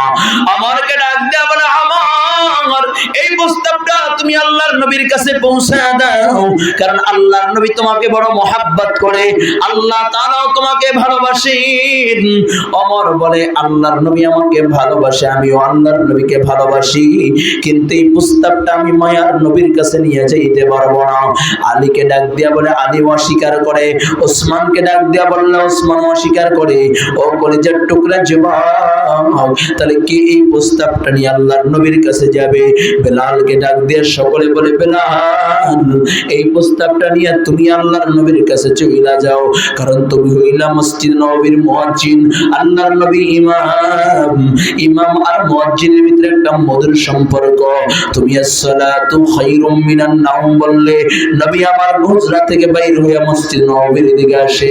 আরে বেলাল, তুমি এই সংবাদটা আল্লাহর নবীর কাছে পৌঁছে দাও। বেলাল বলে, মসজিদ নববীর মুয়াজ্জিনে ছাড়তে রাজি, কিন্তু এই প্রস্তাবটা আল্লাহর নবীর দরবারে পৌঁছাইতে পারবো না। তাহলে কে এই প্রস্তাবটা নিয়ে আল্লাহর নবীর কাছে যাবে? সকলেই চিন্তা করলেন, আমরা হইলাম আকলমন্দ, আমরা হইলাম বুদ্ধিমান, এই কথা যদি আমরা আল্লাহর নবীর কাছে বলি নবী রাগ করতে পারেন। এই জন্য এই প্রস্তাবটা নিয়ে একটা অবুঝ শিশুকে দিয়ে এই প্রস্তাবটা আল্লাহর নবীর কাছে পাঠানো হোক। যদি প্রস্তাবটা আল্লাহর নবী গ্রহণ করে আলহামদুলিল্লাহ, আর যদি গ্রহণ নাও করে তারপর আল্লাহর নবী হয়তো বা রাগ করবেন না, কারণ ছোট অবুঝ বাচ্চা বলছি। তাহলে কাকে দিয়ে এই প্রস্তাব পাঠানো যায়? কয় নবীর সবচেয়ে প্রিয়, নবীর প্রিয় উসামা, নবীকে বড় ভালোবাসেন। কয় উসামাকে, কয় যায়েদের সন্তান, কয় যে যায়েদকে আল্লাহর নবী বড় ভালোবাসেন, নবীর বিপদের দিনের সাথে যায়েদ। কয় আমার নবী রাহমাতাল লিল আলামিন নবী মুহাম্মদুর রাসূলুল্লাহ সাল্লাল্লাহু আলাইহি ওয়াসাল্লাম মক্কাতুল মুকাররমায় যখন দ্বীনের দাওয়াত দিতেন, মানুষের দ্বারে দ্বারে যায় বলতো কুলু লা ইলাহা ইল্লাল্লাহ তুফলিহুন, কুলু লা ইলাহা ইল্লাল্লাহ তুফলিহুন। ও মক্কাবাসী পড়ো লা ইলাহা ইল্লাল্লাহ, তাহলেই তোমরা কামিয়াব। ও মক্কাবাসী পড়ো লা ইলাহা ইল্লাল্লাহ, তাহলে তোমরা কামিয়াব। এই দিনের দাওয়াত দিতে গিয়া আমার নবী রক্ত ঝরাইছেন, আমার নবীর উপরে একের পর এক আঘাত করেছেন, আমার নবীকে গালি দিয়েছেন, আমার নবীকে পাগল বলেছেন, আমার নবীকে গৃহবন্দী করে রেখেছেন। ওই সময় আমার নবীর আপনজন বলতে কেউ নাই, কেউ নাই। আমার নবীর মাও নাই, আমার নবীর বাবাও নাই। ওই সময় আমার নবীর আপনজন আম্মাজান খাদিজাতুল কুবরা রাদিয়াল্লাহু তাআলা আনহা, ওই খাদিজা মক্কার 10 জন ধনাঢ্যবান ব্যক্তির ভিতরে একজন ছিল। যেদিন আমার নবীর সাথে বিবাহ হয়, আমার নবীর সাথে বিবাহ হওয়ার সাথে সাথে সব সম্পদগুলো আমার নবীকে দিয়ে দেয়। নবী আমার সব সম্পদগুলো আল্লাহর রাহে দান করে দেয়। ও কলিজার টুকরা যুবক, একটু দিলের কানটা লাগাইয়া দাও, এ যুবক একটু দিলের কানটা লাগাইয়া দাও। আম্মাজান খাদিজাতুল কুবরা রাদিয়াল্লাহু তাআলা আনহা, আমার আম্মাজান খাদিজাতুল কুবরা রাদিয়াল্লাহু তাআলা আনহাকে তার চাচাতো ভাই ডাক দিয়া বলে, খাদিজা তোমার কষ্ট হয়, পানি আনা লাগে, তোমার কাজকর্ম করার জন্য আমি একটা গোলাম তোমাকে হাদিয়া দিব। এই যে 4টা গোলাম আছে, এই 4টা গোলামের ভিতরে যেই গোলামটা তোমার পছন্দ হয় সেই গোলামটা তুমি নিয়ে যাও। আম্মাজান খাদিজা 4টা গোলামের দিকে তাকাইয়া দেখে একটা গোলাম মাথাটা নিচের দিকে দিয়ে তাকায় রয়েছে, চেহারার ভিতরে মায়া মায়া লাগে। আম্মাজান ডাক দিয়া বলে, ভাই এই গোলামটা আমাকে দেন, এই গোলামটা দেখতে বড় ভদ্র। ডাক দিয়া বলে, তোমার নাম কি? বলে যায়েদ। আম্মাজান খাদিজা ওই গোলামটাকে নিয়ে আসেন। ভাইও বলে, তোমাকে দিয়ে দিলাম, যাও যাও, এই গোলামটা তোমাকে হাদিয়া দিলাম। আম্মাজান আল্লাহর নবীর সামনে হাজির, ডাক দিয়া বলে, ইয়া রাসূলুল্লাহ, ইয়া হাবিবাল্লাহ, ও নবীজি, দিনবার মানুষের দুয়ারে দুয়ারে দ্বীনের দাওয়াত দেন, আপনারে কাফেররা আঘাত করে, আপনারে কাফেররা গালি দেয়, আপনাকে আঘাত করে, আপনাকে ধমক দেয়। ওগো নবীজি, দ্বীনের দাওয়াত দেওয়ার জন্য আপনি একা একা সফর করেন, তাই তো আমি খাদিজা এই গোলামটাকে আপনার সফর সঙ্গী হিসাবে আপনাকে আমি হাদিয়া দিয়ে দিলাম। নবী আমার চেহারার দিকে তাকাইয়া ডাক দিয়া বলে, নাম কি? বলে যায়েদ। কয় যায়েদ, তুমি আমার গোলাম, আমি মুহাম্মদুর রাসূলুল্লাহ তোমাকে আজাদ করে দিলাম। জোরে কোন আল্লাহু আকবার। কয় যায়েদ, আজাদ করে দিলাম, যাও যাও, চইলা যাও। যায়েদ আমার নবীর চেহারার দিকে তাকায়, এই কেমন মহামানব যে গোলাম আজাদ করে দেয়। এই সাধারণ কোন মানুষ হইতে পারে না, সাধারণ কোন মানুষ হইতে পারে না। হযরতে যায়েদ রাদিয়াল্লাহু তাআলা আনহু, হযরতে যায়েদ রাদিয়াল্লাহু তাআলা আনহু বলে, ইয়া রাসূলুল্লাহ, আজাদ করে দিয়েছেন, কিন্তু আমি আপনার দরবারে যাইরা যাইতে পারি না। আমার নবীর দরবারে থাকতে লাগলেন। একদিন যায়েদের গার্জিয়ান, যায়েদের বাবা উট বকরি নিয়া আল্লাহর নবীর দরবারে হাজির। ডাক দিয়া বলে, মুহাম্মদ, ও আব্দুল্লাহর বেটা মুহাম্মদ, আমার সন্তানটা যায়েদকে আজাদ কইরা দাও, তোমার জন্য উট বকরি নিয়ে আসছি, যত পরিমাণে লাগে রাইখা দাও, যায়েদকে বিনিময়ে দিয়া দাও। আল্লাহর নবী কয়, উট বকরি লাগবে না, আমি বহু আগেই যায়েদকে আজাদ করে দিয়েছি, নিয়ে যান, কোনো বাধা নাই। যায়েদের হাতটা ধইরা টানে আর কয়, যায়েদ চলো চলো। যায়েদ মাথাটা নিচের দিকে দিয়া, মাথাটা ঝুঁকাইয়া ডাক দিয়া কয়, বাবা জন্ম দিতে পারো, কিন্তু আমি তোমার সাথে যাইতে পারি না। এ বাবা, আমি যেই ঘরে আছি এই ঘরটা হলো মুহাম্মদুর রাসূলুল্লাহর ঘর। এই ঘরে জিবরাইল আলামিন আল্লাহর কোরআন নিয়ে অবতরণ হয়, আল্লাহর কোরআন নাযিল করেন। এই ঘরে কোরআন নাযিল হয়, এই ঘরটা হাবিবুল্লাহর ঘর। এই ঘর ছাইরা আমি যাইতে পারি না। বাবা তুমি আমার বাবা হইতে পারো, কিন্তু আমি তোমার সাথে যাইতে পারি না। আমি আল্লাহর নবীর ঘর ছাইরা যাব না। নিরুপার হইয়া যায়েদের বাবা চইলা যায়। আল্লাহর নবী যায়েদের হাতটা ধইরা বাইতুল্লাহর সামনে যাইয়া ডাক দিয়া বলে, ও মক্কাবাসী, যায়েদকে গোলাম বইলার গালি দিবা না। আমি মুহাম্মদুর রাসূলুল্লাহ। যায়েদের বাবা, যায়েদ আমার সন্তান, যায়েদকে গোলাম বইলা গালি দিবা না। বাইতুল্লাহর সামনে দাঁড়াইয়া যায়েদের হাতটা ধরিয়া আল্লাহর নবীর সন্তান বলিয়া দিলেন, ও কলেজের যুবক, একটু দিলের গানটা লাগাইয়া দাও। তোমাকে আমাকে তো আল্লাহর নবী বলবে না, তুই আমার কাছের লোক, তুই আমার সন্তান। তোমাকে আমাকে ওমর বলবে না, তুই আমার মহাব্বতের। তোমাকে আবু বকর বলবে না, তুই আমার ভালোবাসার। তোমাকে আলী বলবে না, তুই আমার পরিবারের। ও কলেজের টুকরা যুবক, নবী আর আসবে না, আবু বকর আর আসবে না, ওসমান আলী আর আসবে না, কিন্তু ওয়ারিস নবী কিন্তু যুগ যুগ করে থাকবে। এই বর্তমান যুগেও যদি কোনো উলামায়ে কেরাম মাথার উপরে হাত রেখা বলে, তুই আমার মহাব্বতের, তুই আমার ভালোবাসার, আমি যা যা তুই আমার কলিজার মানুষ, আল্লাহর কসম কাল কিয়ামতের ময়দানে হয়তোবা সুপারিশ কইরা আল্লাহ জান্নাতে নিয়ে যাইবি। সুবহানাল্লাহ। কারণ বাবা হাফেজ কোরআন, যার সিনার ভিতরে আল্লাহর কোরআন আছে, ও কাল কিয়ামতের ময়দানে 10 জন জাহান্নামীকে সুপারিশ করে আল্লাহর জান্নাতে নিয়ে যাবে। আল্লাহু আকবার। ওয়ারিস নবী আলেমগণ, আল্লাহ তাআলা আলেমদেরকে সুপারিশ করার অনুমতি দিবেন। এই জন্য আলেমদের সাথে ভালো ব্যবহার করবা, আলেমদের সাথে মহাব্বত রাখবা, আলেমদের সাথে ভালোবাসা রাখবা। নবী আমার জানাই দিলেন, ও মক্কাবাসী, যায়েদকে গোলাম বইলা গালি দিবা না। যায়েদ হইল আমার সন্তান, আমি মুহাম্মদুর রাসূলুল্লাহ যায়েদের পিতা। ওই ঘরে আল্লাহ তাআলা একটা সন্তান দিয়েছেন, নাম হলো উসামা। ওই ওসামাকে আল্লাহ তাআলা বড় মহাব্বত করেন, আল্লাহর নবী বড় মহাব্বত করেন। ওসামাও আল্লাহর নবীকে ভালোবাসেন। ওই ওসামাকে সাহাবায়ে কেরাম ডাক দিয়া বলে, ওসামা, এই সংবাদটা নিয়ে আল্লাহর নবীর কাছে চইলা যাবা।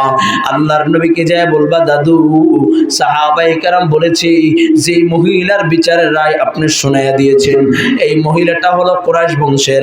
এই মহিলার যেন হাত না কাইটা, এই মহিলার একটা আঙ্গুল কাইটা যেন বিচারকে শিথিল করা হয়। সাহাবায়ে কেরাম অনুরোধ করেছেন। এমন সময় ওসামা আমার নবীর কাছে চইলা যায় আর বলে, ও আল্লাহর নবী, আমি আপনাকে মহাব্বত করি। দাদু ভাই, আমি আপনাকে ভালোবাসি। আমার নবীর বুকের উপরে বৈশা আমার নবীর সর মুবারকে চুমু দেয়, আমার নবীর ঠোঁটে চুমু দেয়। আমার নবী ছোটদেরকে বড় আদর করতেন, মায়া করতেন। সুবহানাল্লাহ। ডাক দিয়া কয়, দাদা, একটা প্রস্তাব নিয়ে সাহাবায়ে কেরাম পাঠাইছি। বলে, দাদা কি প্রস্তাব? কয়, ওই যে একটা মহিলার বিচারের রায় শোনায়া দিয়েছেন, আস-সারিকু ওয়াস-সারিকাতু ফাকতাউ আইদিয়াহুমা। ওই মহিলাটা হলো কুরাইশ বংশের মহিলা, তার হাত না কাইটা যেন একটা আঙ্গুল কাইটা বিচার করা হয়। নবী আমার রাগ হয়ে গেলেন, চক্ষু দুইটা লাল হয়ে গেল। নবী আমার উসামাকে বুকের উপর থেকে ফেলাইয়া মেহরাবের উপরে দাঁড়াইয়া ডাক দিয়া বলেন, ও আমার সাহাবায়ে কেরাম, তোমরা কি আমাকে জালেম মনে করেছো? আমি তো জালেম না, আমি তো ইনসাফ প্রতিষ্ঠা করারওয়ালা। আল্লাহ তাআলা ইনসাফ প্রতিষ্ঠা করার জন্য জমিনে পাঠাইছি। ও সাহাবায়ে কেরাম, তোমরা কেমনে বুঝলা আমি বিচার শিথিল করব? শুনে নাও, শুনে নাও। এইখানে যদি আমার কলিজার টুকরা নয়নের মণি ফাতেমা থাকতো, আমি মুহাম্মদুর রাসূলুল্লাহ ফাতেমার হাত কেইটা এরপর বিচার করতাম। সুবহানাল্লাহ। আর একেই বলা হয় ইনসাফ, আর এমন বাদশাকেই বলা হয় আল ইমামুল আদিল। চিল্লায় কোন আল্লাহু আকবার। আল্লাহ তাআলা সেই কথাই বলছেন, ইন্নাল্লাহা ইয়া'মুরু বিল আদল। আল্লাহর আদেশ 1 নাম্বার ইনসাফগার হইয়া যাও। ন্যায় পরায়ণ হইয়া যাও ও যুবক। এরপর আল্লাহ পাক রব্বুল আলামিন বলেন ওয়াল ইহসান, একে অপরের সাথে ভালো ব্যবহার করবা, একে অপরের সাথে সৎ আচরণ করবা। ইহসান বা মানা সৎ আচরণ, কয় একে অপরের সাথে ভালো ব্যবহার করবা। ও কলিজার টুকরা যুবক, বড় আফসোস হয় দুই ভাই, আপন দুই ভাই একসাথে দেখা হলে একজন আরেক দিক ফিরে চলে যায়। আছে কি নাই? জোরে বলেন আছে কি নাই? ওই ওয়াল ইহসান আল্লাহ তাআলার আদেশ, এটা আল্লাহর আদেশ। কার আদেশ? ভালো ব্যবহার করবা, একে অপরের সাথে দেখা হলে ভালো ব্যবহার করবা। নবী আমার বলেন, মুসলিম তিরমিজি শরীফের হাদিস, নবী আমার বলেন এক মুসলমান অপর মুসলমানের সাথে যদি ভালো ব্যবহার করে, রাসূল আমার বলেন এক মুসলমান অপর মুসলমানের সাথে যদি ভালো ব্যবহার করে, আল্লাহ পাক রব্বুল আলামিন তার আমলনামায় সারা রাত দাঁড়ায় দাঁড়ায় নফল ইবাদত করলে যে সওয়াব হইতো, সম পরিমাণে সওয়াব আল্লাহ তাআলা তার আমলনামায় লেখা দেয়। সুবহানাল্লাহ। আসতে হয়ে গেল না? তাহলে আরেকটু আস্তে গান সুবহানাল্লাহ। আবার বলবো, জোরে বলার জন্য রেডি। এক মুসলমান অপর মুসলমানের সাথে যখন দেখা হবে, এক মুসলমান অপর মুসলমানের সাথে যদি ভালো ব্যবহার করে, আল্লাহ পাক রব্বুল আলামিন তার আমলনামায় সারা রাত দাঁড়ায় দাঁড়ায় নফল ইবাদত করলে যে সওয়াব হইতো, সম পরিমাণে সওয়াব আল্লাহ তাআলা তার আমলনামায় লেখা দেয়। এখন ভালো ব্যবহারটা কি? তিরমিজি শরীফের হাসিয়ার ভিতরে লেখে, এক মুসলমান অপর মুসলমানের সাথে দেখা হবে, বলবে আসসালামু আলাইকুম ওয়া রাহমাতুল্লাহ। কি বলবে? বলেন আসসালামু, আওয়াজ করে বলেন। ও ভাই শরম লাগে নাকি? লজ্জা করে? তাহলে নাকটা একটু বন্ধ করে কোন আসসালামু আলাইকুম। হ্যাঁ, মুসলিম কে সালাম দেয় না? একজন সালাম দেয় না? ও মিয়া এদিকে এদিকে এদিকে এদিকে, আসসালামু আলাইকুম। সালামের জবাব কি? আমি দিলাম আসসালামু আলাইকুম। তা আপনি সালাম দেবে কি? আপনি সালাম দিলে এই করেন, তবে সালাম দেবে কেমনি? এই যুবক, কে সালাম দিল কে দিল না সেটা কোনো দলিল না, কিন্তু মনে রাখতে হবে আমার নবী বলেন যখন এক মুসলমান অপর মুসলমানের সাথে দেখা হবে, সর্বপ্রথম বলবে আসসালামু আলাইকুম ওয়া রাহমাতুল্লাহ। এ কলিজার টুকরা যুবক, আমি মনে করি আমি বক্তা, আমি কেন সালাম দিব? আমি মনে করি আমি সভাপতি, আমি কেন সালাম দিব? আমি নেতা, আমি কেন সালাম দিব? না না না, আমিতে আমাদেরকে খাইলো। এই আমি ভাব যদি দূর করতে পারো, নবী বলেন যে ব্যক্তি সালাম দেয় তার থেকে আমি ভাব দূর হয়ে যায়। আর আমি ভাবটা হইল শয়তানের। ঠিক কেনা জোরা বলেন? সালাম দিবেন তো ইনশাআল্লাহ? সব জায়গায় দিলেও বউরে দিতাম না। হ্যাঁ, বউরে দেওয়া যাইব? হ্যাঁ, আমার নবীর বিবি আম্মা জান আয়েশা সিদ্দিকা রাদিয়াল্লাহু তাআলা আনহা বলেন, উম্মাহাতুল মুমিনিন আম্মা জান বলেন, ও দুনিয়ার মানুষ, আমি দরজার আড়ালে লুকায়া থাকতাম কখন নবী আসবে আর আমি নবীকে সালাম দিব। কিন্তু আমি আয়েশা নবীকে সালাম দেওয়ার জন্য বড় প্রস্তুত থাকতাম, কিন্তু এই পর্যন্ত আমি আয়েশা জীবনে কোনোদিন নবীকে আগে সালাম দিতে পারি না। জোরে বলেন আল্লাহু আকবার। ওই যে হলুদ গেঞ্জিটা বের হও, আমি দেখতেছি, আমার আল্লাহ দেখতেছে, তুই সামনে যেয়ে পাও হাসাট খেয়ে পড়ে যাবি। এই যুবক, ওইখানে বসো, ওইখানে বসো। ও বোঝে নাই যে কার মজমায় বসছে, হাতে বোঝে নাই। সবাই ঠান্ডা মাথায় বসছে। ওরা মিস কল দিছে, কিছু নেই। কে মিস কল দিছে আবার? যুবক মিস করলে পাগল হবা তো কপাল পড়বে, ঠিক কেনা ধরে বলেন। আমার আগে মনে হয় তৃতীয় বক্তা বয়ান করতেছিল, আমি ঘুমের ভিতরে শুনছি, খুব চমৎকার বয়ান করছে আলহামদুলিল্লাহ। স্বামী স্ত্রীর হক নিয়ে মনে হয় কথা বলছে, না না সন্তান মাতা পিতার হক নিয়ে কথা বলতে গিয়ে স্বামী স্ত্রীর কথা বলছে। আমি বড় আশ্চর্য হয়ে যাই, কিছু কিছু মানুষ বিবাহ করছে, একদিন তো একজনের ধরছিলাম রাত্র বাজে 2:30 বয়ান করে যাই, দেখি রাস্তার পাশে দাঁড়ায় দাঁড়ায় কাপে শীতের ভিতরে আর ফোনে কথা কয়।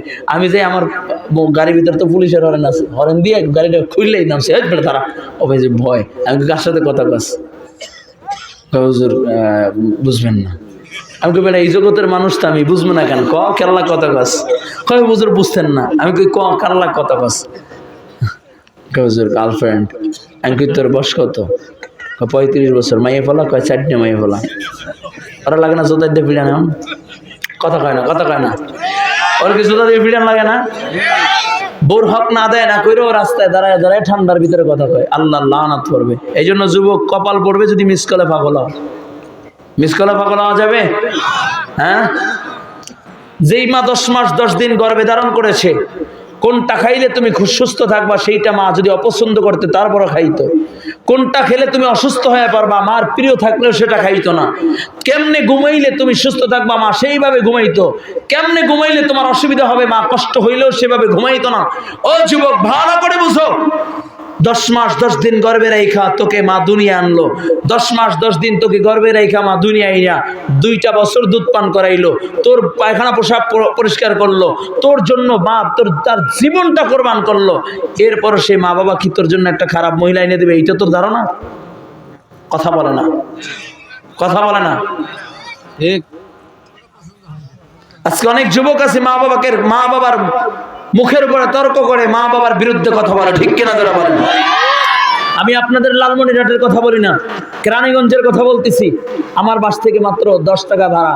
বাবার কাছে জায়গা লেখা চাইছে, লেখা বাবা জায়গা লেখা দেয় নাই, এই জন্য বাবাকে লাথি মারে ঘর থেকে বের করেছে। মা বাধা দিতে গেছে, মাকে এত জোরে আঘাত করেছে, মায়ের ব্লাউজ সিরা লজ্জাস্থানে হাত পড়ছে। বলেন নাউজুবিল্লাহ, আরো জোরে বলেন নাউজুবিল্লাহ। এমন কুলাঙ্গার সন্তান আছে কি নাই? আরো জোরে বলা আছে কি নাই? আরো জোরে বলা আছে কি নাই? মা বাবাকে কষ্ট দেওয়া যাবে? জি, মা বাবাকে কষ্ট দেয় আল্লাহর লানত তার উপরে, সে জিন্দেগিতে কোনোদিন সফলতা অর্জন করতে পারে না। যার মা নাই বাবা নাই সে বুঝে মায়ের ব্যথা, যার মা নাই বাবা নাই সে বুঝে বাবার ব্যথা। বাবা যে মাথার উপরে যে বটগাছটা যখন থাকবে না, তখন বুঝবা দুনিয়ার তামাম দুনিয়া অন্ধকার, ঠিক কিনা যারা বলেন। সুখ দুঃখের কথা বলার জন্য কাউকে পাইবে না। ঘরের বিবি মনে করছে আপন, যদি জল্লাদ মার্কা হইয়াই পরে দেখবা অশান্তির কোনো শেষ নাই, ঠিক কিনা যারা বলেন। কলিজার টুকরা যুবক, এই জন্য এক মুসলমান অপর মুসলমানের সাথে দেখা হলে বলবে আসসালামু আলাইকুম ওয়া রাহমাতুল্লাহ। নবী আমার বলেন, সালাম দিয়া যদি এক মুসলমান অপর মুসলমানের সাথে ভালো ব্যবহার বলে, ভাই আপনি কেমন আছেন, এই সামান্য ব্যবহারটা যদি করি, আল্লাহ তাআলা তার আমল নামায় সারা রাত দাঁড়ায় দাঁড়ায় নফল ইবাদত করলে যে সওয়াব হইতো, সম পরিমাণে সওয়াব আল্লাহ তাআলা তার আমল নামায় লেখা দেয়। কাজ থেকে করবেন তো ইনশাআল্লাহ। আরো জোরে বলেন, করবেন তো ইনশাআল্লাহ। ও কলিজার টুকরা যুবক, এখন তো আমরা মুসলমানের ভিতরে ভালো ব্যবহার করতে জানি না। ভাই ভাইয়ের জানের দুশমন হইয়া যায়, ঠিক কিনা যারা বলেন। বাবার সম্পদ বলে আমার ক্ষমতা, সেই জন্য আমি জোর জবল করে রাখি। বোনের সম্পদ থেকে বোনকে মাহরুম করি, ভাইকে মাহরুম করি। ও কলিজার টুকরা যুবক, না না, এটা কোনো মুমিনের আদর্শ হতে পারে না। আল্লাহ তাআলা বলে ওয়াল ইহসান, একে অপরের সাথে সৎ আচরণ করবা, ভালো ব্যবহার করবা। ও কলিজার যুবক, একটু দিলের কানটা লাগায়া দাও। আমার নবী ইন্তেকালের পরে এক নওজোয়ান যুবক দিলের ভিতরে তামান্না, আমি একটু আমার নবীর রওজা জিয়ারত করব। নবীর রওজা জিয়ারত করার জন্য বহু দূর থেকে সফর কইরা পাগল বিশ আমার নবীর রওজা জিয়ারত করার জন্য হাজির হবে। বড় মনের ভিতরে আনন্দ, উটের উপরে সওয়ার কইরা যুবক রওনা করছে, আমি নবীর রওজা জিয়ারত করব। ও কলেজার টুকরা যুবক, একটু দিলের কানটা লাগাইয়া দাও। যুবক নবীর রওজা জিয়ারত করার জন্য রওনা করলেন। যুবকের বাড়ি থেকে মদিনা 300-350 কিলোমিটার দূরের রাস্তা। যুবক যখন রওনা করলেন, পথের ভিতরে ক্লান্ত শরীর নিয়ে একটা খেজুর বাগানে যুবক আরাম করার জন্য খেজুর বাগানে উটটা বাইন্দা রাইখা এরপর যুবক আরাম করতেছে। ঘুম যখন ভেঙে যায়, উঠে দেখে উটটা খুঁজে পায় না। তাকাইয়া দেখে পাশে উটটা মরা পড়ে রয়েছে, রক্তক্ষরণ হতে হতে মরে গিয়েছে।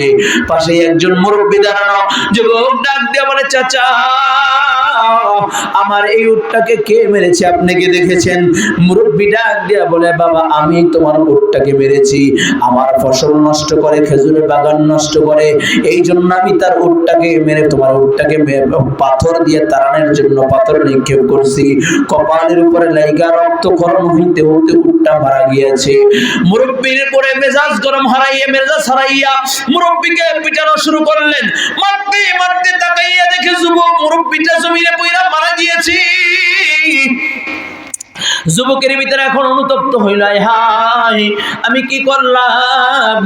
তা সে তো আমার উটের পরিবর্তে উট দিয়ে দিলেই হইতো, আমি কেন তাকে আঘাত করলাম? তাকে তো আমি মেরে ফেললাম, আমি তো আসামি হয়ে গেলাম, আমি তো অপরাধী হয়ে গেলাম। এই অবস্থায় যদি দুনিয়ার থেকে বিদায় নিই, আদালতে কিবলে জাহান্নাম ছাড়া আমার কোনো উপায় নাই, আমি রব্বে কারীমের জাহান্নামে জ্বলতে পারবো না। এই আশায় আজ এই নিয়ে অনুতপ্ত হইয়া মুরব্বির লাশের পাশে দাঁড়ায় বিকালবেলা মুরব্বির সন্তানরা যখন মুরব্বিকে খোঁজার জন্য বের হয়, আইসা দেখে বাবার লাশ নিতর দেহটা জমিনের ভিতরে পড়া, পাশেই একটা উট মরা পড়ে রয়েছে। যুবক একজন পাশে দাঁড়ানো, ডাক দেয়া বলে, যুবক আমার বাবাকে কে মেরেছে তুমি কি দেখেছো? যুবক ডাক দেয়া বলে, ভাই তুমিও মুসলমান আমিও মুসলমান, ভাই আমার মতো রাগ হইয়া তুমিও আইন হাতে তুলে নিও না, এটা মুসলিম রাষ্ট্র, মুসলিমদের বিচার আছে। ও ভাই আমি রাগের বশবর্তী হইয়া তোমার বাবাকে পিটায় মেরে ফেলছি, ভাই তুমি আইন হাতে তুলে নিও না। চলো চলো আমিরুল মুমিনিন খলিফাতুল মুসলিমিন ওমরের দরবার নিয়ে চলো, ওমর আমার বিচার করে দিবেন। আমিরুল মুমিনিনের দরবারে হাজির। ডাক দিয়া বলে, যুবক উটের বদলে তো উট দিয়ে দিলেই হইতো, তুমি কেন তাকে আঘাত করলাম? যুবক ডাক দিয়ে বলে, আমিরুল মুমিনিন রাগ কন্ট্রোল না করে আমি তাকে আঘাত করেছি, মারা গেছি। আমিরুল মুমিনিন বিচারের রায় দিয়ে দিলেন, কতলের বদলে কতল, তুমি যেহেতু তাকে হত্যা করেছো তোমাকেও কতল করা হবে। আল্লাহর বান্দা রায় মাথা পেতে নিলেন, কারণ আদালতে কিবরিয়া আমি আল্লাহ তাআলার আদালতে আসামি হইয়া দাঁড়াইতে পারবো না। আল্লাহর বান্দা রায় শোনায় দিলেন, অমুক তারিখ অমুক সময় তাকে কতল করা হবে। ও যুবক ভালো করে বুঝো, এই যেই দিন বিচারের রায় যেদিন শোনানো হলো, বিচারের আগের দিন জান্নাত ডাক দিয়ে কয়, যুবক তোমার মনের কোনো তামান্না আছে কি, মনের কোনো চাওয়া পাওয়া আছে কি? বলে হ্যাঁ হ্যাঁ একটা চাওয়া পাওয়া আছে। বলে কি, বলো বলো। ডাক দিয়ে যুবক বলে, ভাই তোমার কাছে আমি বলতে পারবো না, আমিরুল মুমিনিন খলিফাতুল মুসলিমিন ওমর সারাই চাওয়া পাওয়ার আর কারোর কাছে বলা যাবে না। ওমরের সামনে যুবককে হাজির করা হলো। যুবককে ডাক দিয়ে বলে, যুবক কি তোমার আশা, কি তোমার চাওয়া বলো?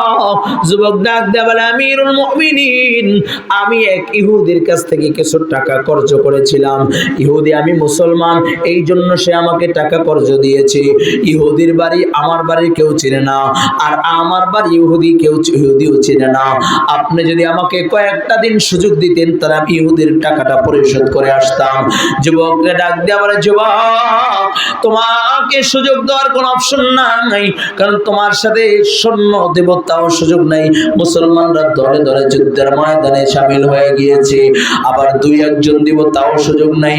তুমি যদি পথের ভিতরে তাদেরকে মেরে ভেঙে যাও, তবে একটা সূরাত আছে, যদি তোমার জায়গায় তুমি তোমার বাবা বা তোমার ভাই বা আত্মীয় স্বজন কাউকে জিম্মাদার রেখা যাইতে পারো, তাহলে আমি তোমাকে কিছুদিনের জন্য সময় দিতে পারি। যুবক ডাক দিয়া বলে, আমিরুল মুমিনিন ও খলিফাতুল মুসলিমিন মুসলিমিন, আমার মদিনায় আপনজন বলতে কেউ নাই। আমি আমানতের খেয়ানতকারী হয়ে মারা যাব। যদি আমার বাবা থাকতো, আমার বাবা চাইতো না আমি আমানতের খেয়ানতকারী মারা যাই, আমার বাবা আমার জিম্মাদার হয়ে যাইত। যদি আমার কোনো ভাই থাকতো, তাহলে আমার ভাই আমার জিম্মাদার হয়ে যাইত। ও আমিরুল মুমিনিন, আপনি আপনার বিচারের রায় কার্যকর করে ফেলুন, কারণ এই মদিনায় আমার আপনজন বলতে কেউ নাই। আবার নতুন করে যখন বিচারের রায় শোনায় দিবি, এমন সময় দুইটা হাত উঁচু করে একজন সাহাবী যায় দাঁড়ায় বলে, ও আমিরুল মুমিনিন, ও খলিফাতুল মুসলিমিন, আপনি আমার ভাইকে ছেড়ে দেন, আমি আমার ভাইয়ের জিম্মাদার হয়ে গেলাম, আমি আমার ভাইয়ের জিম্মাদার হয়ে গেলাম।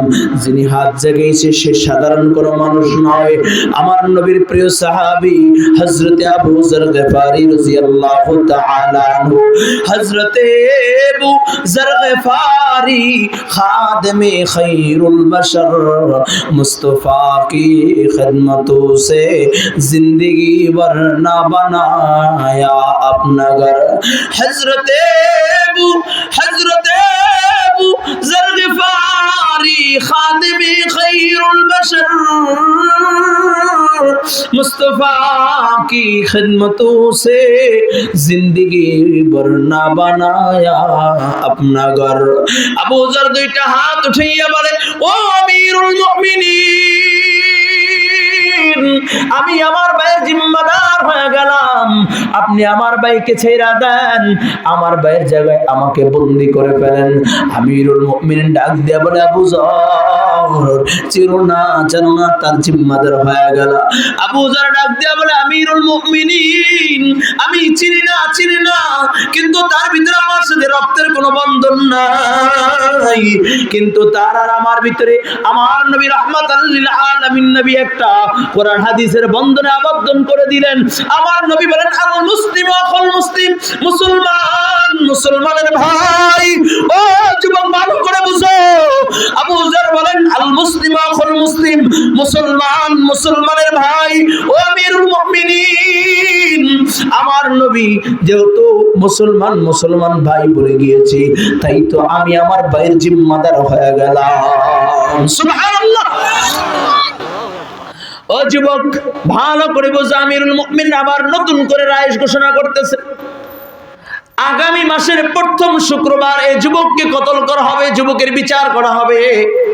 আবু যরকে ডাক দিয়ে বলে, আবু যর, তোমাকে জেলখানায় বন্দী করা লাগবে না, কিন্তু তোমার জায়গায় এই যুবকের জায়গায় তোমাকে তার জায়গায় জিম্মাদার বানায় দিলাম। যদি যুবক আসে তো আসবে, যদি না আসে যুবকের জায়গায় তোমাকে কতল করা হবে। যুবক একটু দিলের কানটা লাগায়া দাও। আবু যরকে ছেড়ে দিলেন, যুবককেও ছেড়ে দিলেন, কারণ আবু যরকে তো আর বন্দী করা লাগবে না, ঠিক কিনা? ঠিক। আবু যর তো সাধারণ কোনো মানুষ নয়, যার কাছে আল্লাহর নবী মুনাফিকদের লিস্ট দিয়ে গেছিলেন সে হলো আবু যর। সুবহানাল্লাহ, সুবহানাল্লাহ, আর জোরে কান আল্লাহু আকবার। যুবক চইলা যায়, বাড়িতে যাইয়া ইহুদির টাকা পরিশোধ করে বাড়িতে আসি, আয়েশা মাকে ডাক দিয়ে কয়, মা রে মা, জীবনে বহু লোকমা খানা খাওয়া দিয়েছো রে মা, কোলে পিঠে করে বড় করেছো মা, জীবনে যতবার ঘর থেকে বের হয়েছি আবার তোমার কোলেই ফিরে আসছি মা, আজকে শেষবারের মতো এক লোকমা খানা খাওয়াইয়া দাও। এরে মা, জীবনে শেষবারের মতো এক লোকমা খানা খাওয়াইয়া দাও। এরে মা, আর জীবনে তোর সন্তান তোর বুকে আসবে না মা, দাও দাও, বিদায় দাও। রে মা, আর কোনদিন তোমার সন্তান তোমার বুকের ভিতরে আসবে না।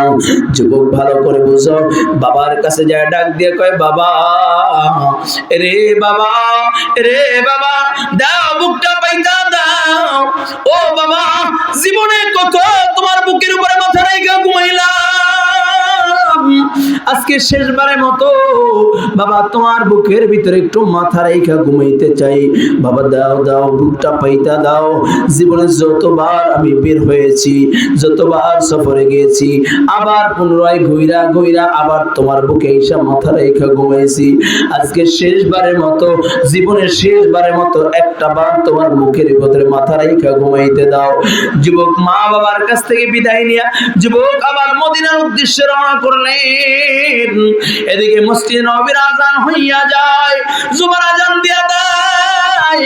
জান্নাতকে ডাক দিয়া বলে, জান্নাত রে জান্নাত।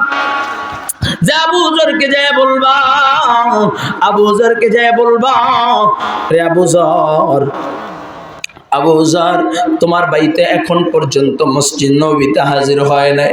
তুমি শেষবারের মতো গার্জিয়ানদের কাছ থেকে, পরিবার কাছ থেকে বিদায় নিয়া এরপরে মসজিদ নববীতে হাজির হইয়া যাও। যদি তোমার ভাই যদি আজকে না আসে, আজকে তোমাকেই ফাঁসিতে চড়ানো হবে, তোমাকেই কতল করা হবে। হযরত আবু যর গিফারি রাদিয়াল্লাহু তাআলা আনহু সুন্দর করে গোসল কইরা মসজিদ নববীতে হাজির। আমরের পিছনে নামাজ আদায় করলেন।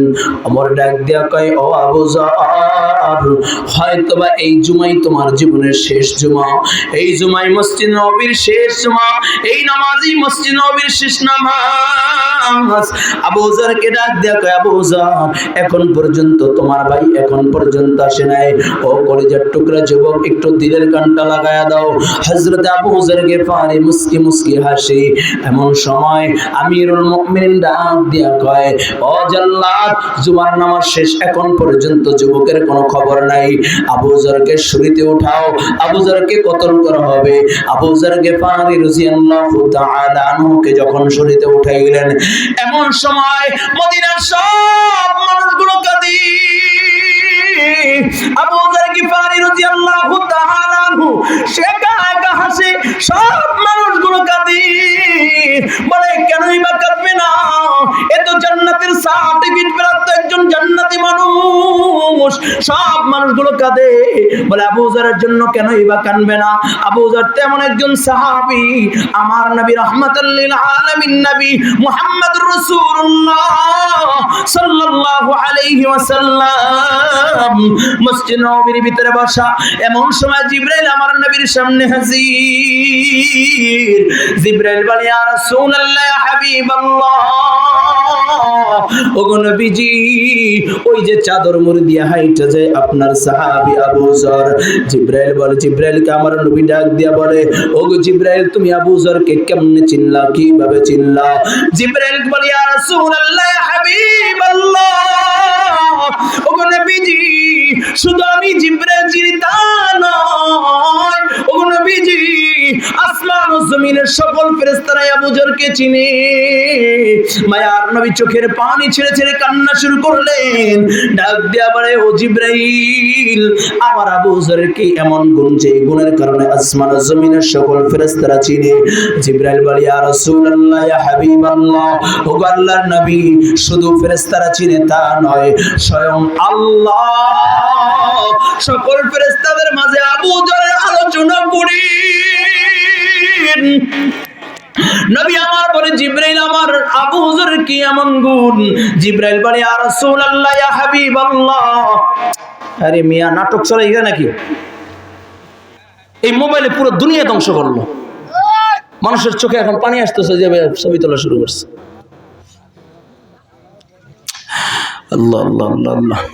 যুবক, আমার নবী ডাক দিয়া বলে, জিবরাইল, আমার আবু যরের কি এমন গুণ?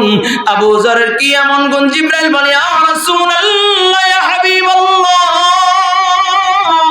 ওগো নবীজি, আবু যরের দুইটা গুণ। এক নম্বর আবু যর এক নম্বর গুণ, লিকাসরাতে সূরাতুল ইখলাস। আবু যর গিফারি বেশি বেশি সূরা ইখলাস তেলাওয়াত করে, বলুন সুবহানাল্লাহ। হয় না জোরে বলুন সুবহানাল্লাহ। একটু আমার সাথে জবান নাড়ায় নাড়ায় বলেন, কুল হুয়াল্লাহু আহাদ, আল্লাহু আল্লাহুস সামাদ লাম ইয়ালিদ ওয়া লাম ইউলাদ ওয়া লাম ইয়াকুল লাহু কুফুয়ান আহাদ কুল হুয়াল্লাহু আহাদ আল্লাহুস সামাদ লাম ইয়ালিদ ওয়া লাম ইউলাদ ওয়া লাম ইয়াকুল লাহু কুফুয়ান আহাদ কুল হুয়াল্লাহু আহাদ আল্লাহুস সামাদ লাম ইয়ালিদ ওয়া লাম ইউলাদ ওয়া লাম ইয়াকুল লাহু কুফুয়ান আহাদ। আল্লাহর নবী বলেন, যে ব্যক্তি সূরা ইখলাস 3 বার তেলাওয়াত করেন, আল্লাহ পাক রব্বুল আলামিন তার আমলনামায় এক খতম কোরআনুল কারীমের সওয়াব লেখা দেয়। বলুন সুবহানাল্লাহ। হয় নাই জোরে বল আল্লাহু আকবার। আল্লাহর নবীকে জিবরাইল বলে, ইয়া রাসূলুল্লাহ, ইয়া হাবিবাল্লাহ, ওগো নবীজি, আবু যরের 1 নম্বর গুণ, আবু যর গিফারি বেশি বেশি সূরা ইখলাস তেলাওয়াত করেন। ও কলিজার টুকরা যুবক, কোরআনুল কারীম পুরো 30 পারা পড়তে পারি না, অনেক আল্লাহর বান্দা আছে, কিন্তু সূরা ইখলাসও কি একটু তেলাওয়াত করতে পারো না? পয়গম্বর আরবি বলেন, যেই ব্যক্তি তার হায়াতের জিন্দেগিতে 1,25,000 বার সূরা ইখলাস তেলাওয়াত করবে, আল্লাহ তাআলা তার এই সিনাটাকে জাহান্নামের আগুন দিয়ে জ্বালাবে না, এই সিনাটা জাহান্নামের আগুন স্পর্শ করবে না। বলুন সুবহানাল্লাহ। নবী আমার ডাক দিয়া বলে, ও জিবরাইল, আমার আবু যরের 2 নাম্বার গুণ কি? বলে, ইয়া রাসূলুল্লাহ, ইয়া হাবিবাল্লাহ, ও নবীজি, আবু যরের 2 নাম্বার গুণ লিসিগারি লিনাফসি, আবু যর নিজেকে নিজে খুব ছোট মনে করে, খুব ছোট মনে করে। জোরে বলা যাবে কি আল্লাহু আকবার? আবু যর নিজেকে নিজে খুব ছোট মনে করে, বিনয়ী হইয়া রাস্তায় চলে। ও কলিজার টুকরা যুবক, এই দুনিয়ায় কয়দিন থাকবা? অহংকারী বাপ কইরো না রে বাবা, এই দুনিয়ায় কেউ চিরস্থায়ী থাকতে পারে না, থাকতে পারবে না, ঠিক কিনা জোরে বলেন? এই দুনিয়া কিন্তু চিরস্থায়ী থাকার জায়গা না। আল্লাহ তাআলা বলেন, ওয়া ইবাদুর রহমানিল্লাযীনা ইয়ামশুনা আলাল আরদি হাওনা, আল্লাহ বলেন, আমার পছন্দের বান্দা তো ওই ব্যক্তি যে জমিনের ভিতরে নিজেকে নিজে মিটাইয়া দিয়া হাবভাব নিয়ে চলবে না, বিনয় হইয়া, অহংকারী বাপ মুক্ত হইয়া, বিনয় হইয়া জমিনের ভিতরে চলবে। বলুন সুবহানাল্লাহ। ও কলিজার টুকরা যুবক, রে মুমিন আল্লাহর গোলাম, আবু যর গিফারি 2টা গুণ, যদি এই 2টা গুণ তোমার আমার ভিতরে চলে আসে, আসমানের ফেরেশতারাও তোমাকে চিনবে, স্বয়ং আল্লাহ তাআলা ফেরেশতাদের মাঝে তোমার আলোচনা করবে। 1 নাম্বার ইনশাআল্লাহ সূরা ইখলাস বেশি বেশি পড়বেন তো ইনশাআল্লাহ, সবাই পড়বেন তো ইনশাআল্লাহ। 2 নাম্বার বিনয় হইয়া জমিনের ভিতরে চলবো, অহংকারী ভাব মুক্ত হইয়া চলবো, পারবো তো ইনশাআল্লাহ। আবু যর গিফারি হাসে, সকলে কাঁদি। আমিরুল মুমিনিন ডাক দিয়া বলে, আবু যর, তুমি কেন হাসো? আবু যর ডাক দিয়ে, আমিরুল মুমিনিন, আপনি কেন কাঁদেন? হয় তোমার মতো জান্নাতে একটা মানুষকে আজকে বিনা অপরাধে তাকে কতল করা হবে, এই জন্য আমি কান্দি। আবু যর কয়, আমি হাসি, আমার একটা ভাইয়ের কাছে আমি ভাইয়ের জন্য জিম্মাদার হইয়া জীবন দিতে পারলাম, কালকে কিয়ামতের ময়দানে আমার নবী আমাকে না নিয়ে আল্লাহর জান্নাতে যাইবে না। এমন সময় একজন ডাক দিয়া বলে, ও আমিরুল মুমিনিন, একটু অপেক্ষা করেন, ওই যে কে যেন মদিনার গেট দিয়া প্রবেশ করতেছে, একটু সময় দাঁড়ান। কাছে আসতে আসতে তাকাইয়া দেখে ওই যুবকটা আমিরুল মুমিনের সামনে হাজির। আমিরুল মুমিন ডাক দিয়া বলে, যুবক, এত কেন দেরি করলা, এত কেন দেরি করলাম? কয়, আমিরুল মুমিনিন, পথের ভিতরে ঘোড়ার জিনপোষ ভাইয়া গেছিল, এই জন্য ওই জিনপোষ দেরি করে ঠিক করতে দেরি হয়ে গেছে। আমার ভাইটাকে শরীর থেকে নামান, আমার ভাইটাকে কতল করার দরকার নাই, আমাকে ওইখানে উঠাইয়া কতল করেন, আমি দুনিয়া আসামি হয়ে বাঁচতে চাই না, আমি রব্বে কারীম আল্লাহর জান্নাতে যাইতে চাই।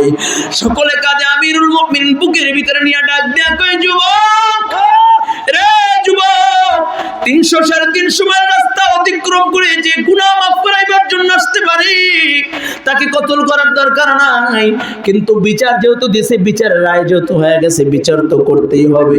এই জন্য একটা পবিত্র মানুষকে নামাইয়া আর একটা পবিত্র মানুষকে উঠাইতেছি। এমন সময় ওই মুরব্বীর সন্তান ডাক দেয়া বলে, আমিরুল মুমিনিন, মুরসালিন খলিফাতুল মুসলিমিন, বাবার হত্যার বিচার দিয়েছিলাম গো আমিরুল মুমিনিন। এখন একটা দরখাস্ত করতেছি, আমার ভাইটাকে আপনি শুরুতে চড়াইয়েন না, কতল কইরেন না, হত্যা করার দরকার নাই। আমরা দরখাস্ত করলাম, আমার ভাইকে আমরা মাফ করে দিলাম, ভাই বানায় দেন, বাড়িতে নিয়ে যায়। সুবহানাল্লাহ। আল্লাহ তাআলা সেই কথাই বলছেন, ওয়াল ইহসান, একে অপরের সাথে ভালো ব্যবহার করবা। ও বাবা, টেন্ডারবাজির নামে ইহসান না, সাদাবাজির নামে ইহসান না, জুলুম করার নামে ইহসান না।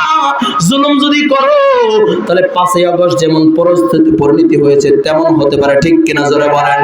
ও কলেজের টুকরা যুবক, হাতে ধরি পায়ে ধরি বাবা, এখনো সময় আছে, এখনো সময় আছে বাবা, মানুষের সাথে ভালো ব্যবহার করো। আল্লাহর গোলাম হইয়া দুনিয়া থেকে বিদায় নাও, রব্বে কারীমের প্রতি রব্বে কারীমের ভালোবাসা অন্তরে ঢুকাইয়া ঈমান আমল নিয়ে যদি অন্ধকার কবরে যাইতে পারো, রবের আশিক হইয়া যদি অন্ধকার কবরে যাইতে পারো, কবরে রাখার সাথে সাথে দুইজন ফেরেশতা চলে আসবে, প্রশ্ন করবে মান রব্বুকা, ইমানদার বলবে রব্বি আল্লাহ, ওমান দীনুকা বলবে দীনুল ইসলাম। ও বাবা, আমার নবীর দিকে ইশারা কইরা বলবে তাকে কি চিনো? বলবে কেনই বা চিনবো না, এ হলো আমার মায়ার নবী, রাহমাতাল লিল আলামিন নবী মুহাম্মদুর রাসূলুল্লাহ। যেই মাত্র প্রশ্নের জবাব সঠিক হইয়া যাবে, আল্লাহ তাআলা ডাক দিয়ে বলবে রে কবর, আমার বান্দার জন্য প্রশস্ত হইয়া যাও, আমার বান্দার জন্য প্রশস্ত হইয়া যাও। কবর আমার বান্দার জন্য জান্নাতের রাস্তা হইয়া যাও। আমার বান্দার জন্য কবরে জান্নাতি বিছানা বিছাইয়া দাও। কবরের ভিতরে জান্নাতি নাজনে আমত গুলো আমার বান্দার জন্য অব্যাহত থাকবে।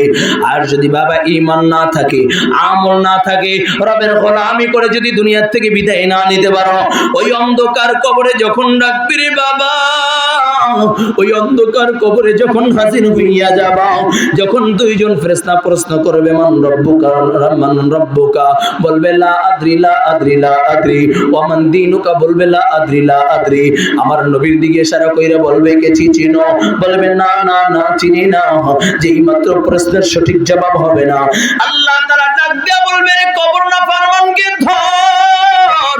যেই মাত্র আল্লাহ বলবে কবরে মঞ্জুরে চাপ লাগা দিবি, ডান পাশের হাড্ডিগুলো বাম পাশে জড়িয়ে যাবে, হাড্ডিগুলো চূর্ণ বিচূর্ণ হয়ে যাবে। কারো বা কবরে 99টা সাপ চলে আসবে, কারো বা কবরে দাও দাও দাও দাও করিয়া আগুন জ্বলিয়া যাবে। ওরে যুবক, অনেক যুবক বলে হুজুর যা দেখি না বিশ্বাস করি না। এরে করে যার যুবক, আল্লাহর কোরআন যেমন সত্য, কবরে আযাব সত্য। আজকে মরে পকেটের ভিতরে দামি দামি মোবাইল আছে, এই মোবাইলগুলোকে হাতে নাও, ডাউনলোড করো, বাংলা কোরআন ডাউনলোড করো। যদি পড়তে না পারো তাহলে লেখা সার্চ দাও, দেখবা তরজমা সহ কোরআনের আয়াত চলে আসবে। ওই কোরআনের আয়াতগুলো একটু পড়ো, তরজমা পড়ো, তাফসীর দেখো।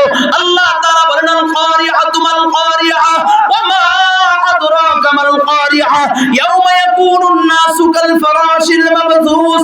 ও যুবক, আল্লাহ তাআলা বলেন ওয়াইলুল লিকুল্লি হুমাযাতিল লুমাযা আল্লাযী জামাআ মালাহু ওয়া আদ্দাদা ইয়াহসাবু আন্না মালাহু আখলাদা। ও কলিজার যুবক, আল্লাহ তাআলা বলেন ইদা যুলজিলাতিল আরদু জিলজালাহা ওয়া আখরাজাতিল আরদু আসফালাহা ওয়া ক্বালাল ইনসানু মা লাহা। ও কলিজার যুবক, আল্লাহ তাআলা বলেন ইয়া আইয়ুহান নাসুত্তাকু রাব্বাকুম ইন্না জালজালাতাস সাআতি শাইউন আযীম ইয়াওমা তারাউনাহা তাযহালু কুল্লু মুরদিআতিন আম্মা আরদাআত ওয়া তাদউ কুল্লু যাতি হামলিন হামলাহা ওয়া তারান নাসা সুকারা ওয়া মা হুম বিসুকারা ওয়ালাকিন্না আযাবাল্লাহি শাদীদ।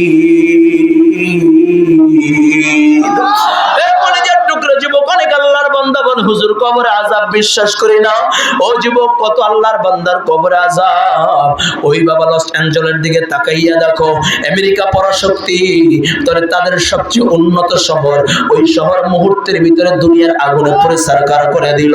ও কলেজার টুকরা যুবক, এটা যদি হয় দুনিয়ার আগুন, আগুন আজকে 7 দিন ধরে কোন ব্যক্তি জুড়ে নিবাইবার জন্য কোনো ক্ষমতা হয় নাই, এখনো পর্যন্ত নিবাইবার জন্য কোনো প্রস্তুত হয় নাই।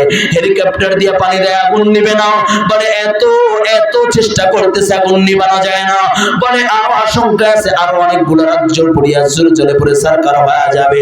এটা যদি হয় দুনিয়ার আগুন, ওই কবরের আগুন কত ভয়ঙ্কর, কত ভয়ঙ্কর। নবী আমার বলে দুনিয়ার কোন আগুন হাতে লাগলে হাতের আঙ্গুল জ্বলে, পায়ে লাগলে পায়ে জ্বলে, কিন্তু জাহান্নামের যখন আগুন কোন অঙ্গে লাগিয়া যাবে পুরো কলিজাটা পুরে সরকার হয়ে যাবে। ও কলিজার টুকরা যুবক, বেশি দূরে যাওয়ার দরকার নাই। এই যে তোমাদের পাশেই বাবা কুড়িগ্রামের ভিতরে আল্লাহর এক বান্দা আছে, জিকির করতে করতে করতে করতে আমার মালিকের এত প্রিয় হয়েছে। 32 বছর পর যখন সমুদ্রে বলে নদী ভেঙে যায়, বলে আল্লাহর বান্দার লাশ এখন পর্যন্ত অক্ষত, কাপড়ের পর্যন্ত কিছু হয় না রে বাবা। ও বাবা, আর শরীয়তপুরে গেলাম, শরীয়তপুরে বলতেছে হুজুর আমাদের এলাকায় একটা মহিলা ছিল বড় বেপরদাশীল, বলে মহিলা উল্টা পাল্টা চলতো। একদিন হঠাৎ করে শুনি কবর থেকে আগুনের দোয়া উঠতেছে। আমরা মনে করলাম কি যেন হয়েছে, ইমাম সাহেবকে স্বপ্ন দেখায়, মাকে স্বপ্ন দেখায়, বাবাকে স্বপ্ন দেখায়। আমরা এলাকার লোকগুলো মনে করছি কবরে কোনো হয়তো অসুবিধা আছে, এই জন্য কবরটা খনন করে অন্য জায়গায় দাফন দিব। আমরা যখন কবর খনন করলাম, তাকাইয়া দেখি আল্লাহর বান্দি বসা, জিহ্বাটা টান দিয়া কে যেন বাহির করে নাবি পর্যন্ত ঝুলাইয়া দিছে।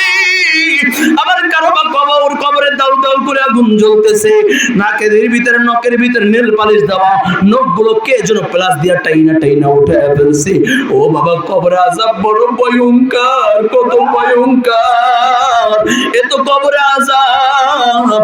আবার যখন ময়দানে মাহশর কায়েম হয়ে যাবে, আম্মা জান আয়েশা সিদ্দিকা রাদিয়াল্লাহু তাআলা আনহা বলেন, ইয়া রাসূলুল্লাহ, ইয়া হাবিবাল্লাহ, ওগো নবীজি ময়দানে মাহশর সম্পর্কে একটু ধারণা দেন, একটু ধারণা দেন। নবী আমার ডাক দিয়া বলে, আয়েশা ময়দানে মাহশরে সব মানুষগুলো উলঙ্গ অবস্থায় উঠবে। আম্মা জান বলি, ইয়া রাসূলুল্লাহ, ইয়া হাবিবাল্লাহ, আমি আয়েশা উলঙ্গ অবস্থায় উঠব? নবী বলে, আয়েশা হ্যাঁ হ্যাঁ তুমি উলঙ্গ অবস্থায় উঠবা। আম্মা জান বলি, ইয়া রাসূলুল্লাহ, ইয়া হাবিবাল্লাহ, আমি হইলাম উম্মাহাতুল মুমিনিন, সমস্ত উম্মতের মা, আমি উলঙ্গ অবস্থায় উঠলে আমার কি একটু লজ্জা করবে না, শরম করবে না? নবী আমার ডাক দিয়া বলে, আয়েশা লজ্জা তো দূরের কথা, কেউ কারো দিকে তাকাইবার মতো সুযোগ পাবে না, সুযোগ পাবে না। ও কলিজার টুকরা যুবক, এখনো সময় আছে রে বাবা। কি নিয়ে রওনা করছো, কোথায় রওনা করলা?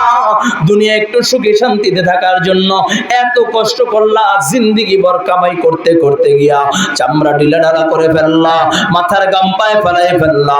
একটু বুড়াকালে একটু আনন্দের সাথে থাকবা, সুখে থাকবা, কিন্তু সেই সুখটার বেশি স্থায়ী হয় না। এটা যদি হয় দুনিয়ায় সামান্য সময় থাকার জন্য এত পরিশ্রম করতে পারো, ওই ময়দানে মাহশর 50,000 বছর দাঁড়ায় থাকা লাগবে। এরপরে যখন জান্নাতের ফয়সালা হইলে জান্নাতীরা জান্নাতে চলিয়া যাবে, জাহান্নামের ফয়সালা হইলে জাহান্নামীরা জাহান্নামে চলিয়া যাবে। যেই সময়ের সময় শুরু আছে আর কোনোদিন শেষ নাই রে বাবা। ওই সময়ের জন্য কি নিয়ে রওনা করলা? আজকে যেহেতু আল্লাহ তাআলা নিয়ে আসছেন পলাশী তালিমুল কোরআন হাফিজিয়া মাদ্রাসার ময়দানে, যেহেতু আল্লাহ নিয়ে আসছেন, ও যুবক আজকে হাতে ধরি পায়ে ধরি রে যুবক, গুনাহ ছাইরা দাও, গুনাহ ছাইরা দাও, আর গুনাহ কইরো না, বেপরদায় চইলো না, মা বাবাকে কষ্ট দিও না, নামাজ ছাইরো না, নামাজ ছাইরো না। ও কলেজার টুকরা যুবক, তোমাদেরকে বয়ান করব সে যোগ্যতা আমার নাই। আমি আমাকে বলতেছি, ইমরান গুনাহ ছাইরা দাও। ও বাবা, এই ময়দানে আমার মতো গুনাহগার আর কেউ নাই। আমার হাতের গুনাহ আছে, আমার পায়ের গুনাহ আছে, আমার জবানের গুনাহ আছে, আমার চোখের গুনাহ আছে, আমার পায়ের গুনাহ আছে, আমার অঙ্গ প্রত্যঙ্গের গুনাহ আছে। তাই তো আজকে তোমাদেরকে সাক্ষী রেখে তওবা করতে চাই। আমার সাথেও যদি কেউ তওবা করতে চাও, হুজুর অনেক গুনাহ করছি, আর কোনোদিন গুনাহ করব না, বিগত দিনে যত অপরাধ অন্যায় করেছি আজ থেকে তওবা করলাম। তওবা করতে যদি মনে চায়, আর জীবনে নামাজ ছাড়বা না, পাক্কা ওয়াদা দিবা, আর কোনোদিন নামাজ ছাড়বা না, বেপরদায় চলবা না, পরনিন্দা করবা না, মা বাবাকে কষ্ট দিবা না। তওবা করতে যদি মনে চায়, দুইটা হাত আমার মালিককে দেখাইয়া দাও। একটু ডাক দিয়া বলো আল্লাহ, আরো জোরে ডাক দিয়া বলো আল্লাহ। আর গুনাহ করব না আল্লাহ তুমি আমাদেরকে মাফ করিয়া দাও আল্লাহ তুমি আমাদেরকে মাফ করিয়া দাও একটা আওয়াজ করিয়া ডাক দাও আল্লাহ ডানে বামে তাকাইয়া দেখো কত আল্লাহর বান্দার চোখে পানি ও যুবক আর কোনদিন গুনাহ করবা না বেপরদায় চলবা না পরনিন্দা করবা না মা বাবাকে কষ্ট দিবা না নামাজ ছাড়বা না হারাম চারাম পথে চলবা না হারাম খাবা না ও যুবক একটু আমার মালিককে ডাক দিয়া বলো আল্লাহ তওবা করলাম তুমি আমাদের তওবাকে কবুল করিয়া নাও বলুন আমিন আমিন ইয়া রাব্বাল আলামিন ও কলিজার টুকরা যুবক আর মাত্র 10টা মিনিট তোমাদের কাছে চাই দিবা তো ইনশাআল্লাহ 10টা মিনিট দিবা তো ইনশাআল্লাহ এই ময়দানে কে কে আছো মা নাই বাবা নাই একটু হাতটা জাগাও মা নাই বাবা নাই বা মা বাবার উভয়ের একজন নাই একটু হাতটা জাগায়া দাও আল্লাহ তাকাইয়া দেখো এদের মা নাই এদের বাবা নাই মা বলিয়া ডাক দিতে পারবে না বাবা বলিয়া ডাক দিতে পারবে না ও আল্লাহ এই মুহূর্তে মা বাবার কবরগুলোকে জান্নাতি বাগান বানায়া দাও জোরে বলো আমিন ও কলিজার টুকরা যুবক যার মা নাই তার মতো হতভাগা কপাল পড়ার কেউ নাই যার বাবা নাই তার মতো হতভাগা কপাল পড়ার কেউ নাই ঠিক কিনা জোরে বলো ও কলিজার টুকরা যুবক আমার নবীও বলে সাহাবায়ে কেরাম আমার মা নাই আমার বাবা নাই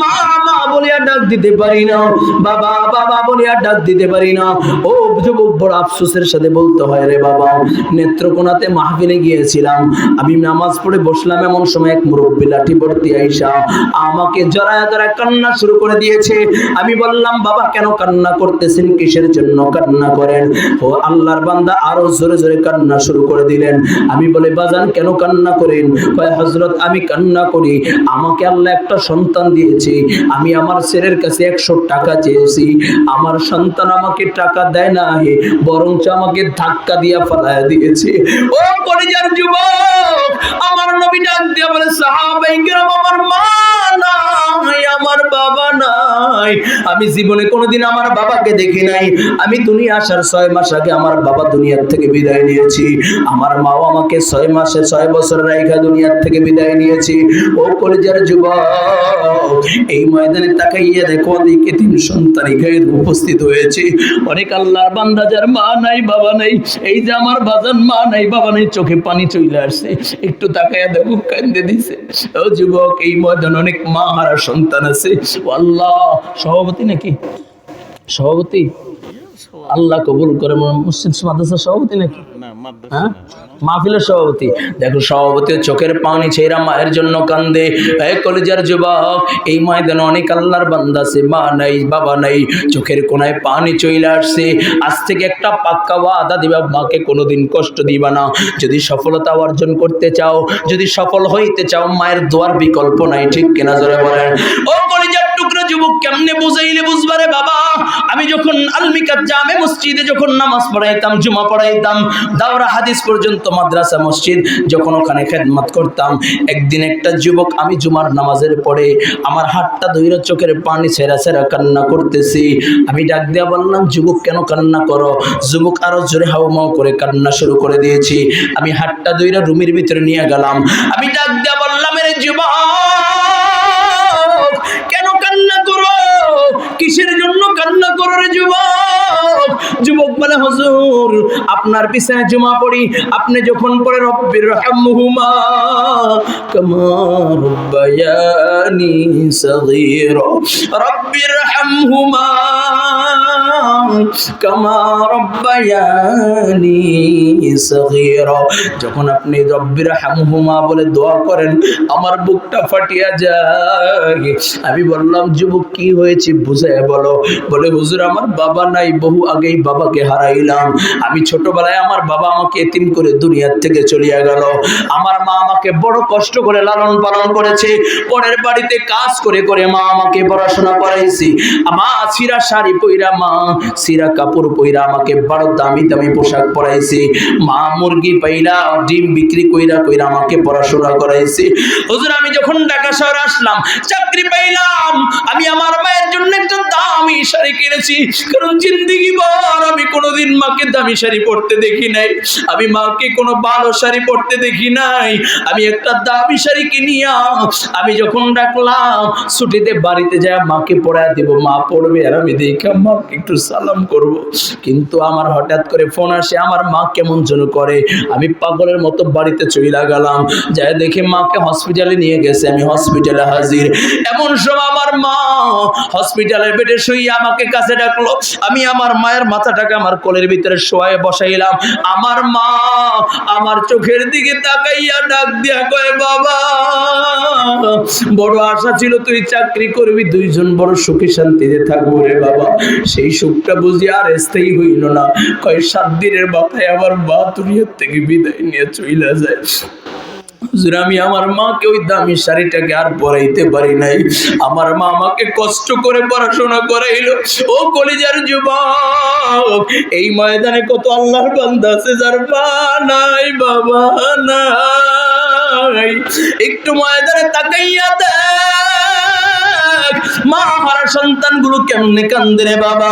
ওই যে চুয়াডাঙ্গাতে আমার ভাই আব্দুল হাদি ওই পর মাদ্রাসা ছুটি দিয়েছে, আমার কাছে একটা মেসেজ লিখলো, ভাই আমার মাদ্রাসা যখন ছুটি হয়ে গেল, আমি মাদ্রাসা থেকে ছাত্রদেরকে বিদায় দিয়া বাড়িতে গেলাম, বিকালবেলা আবার মাদ্রাসায় আসলাম, আইসা দেখি একটা সন্তান মাদ্রাসার ফলের সাথে বুট হইয়া শুইয়া শুইয়া কাঁদতে আছে।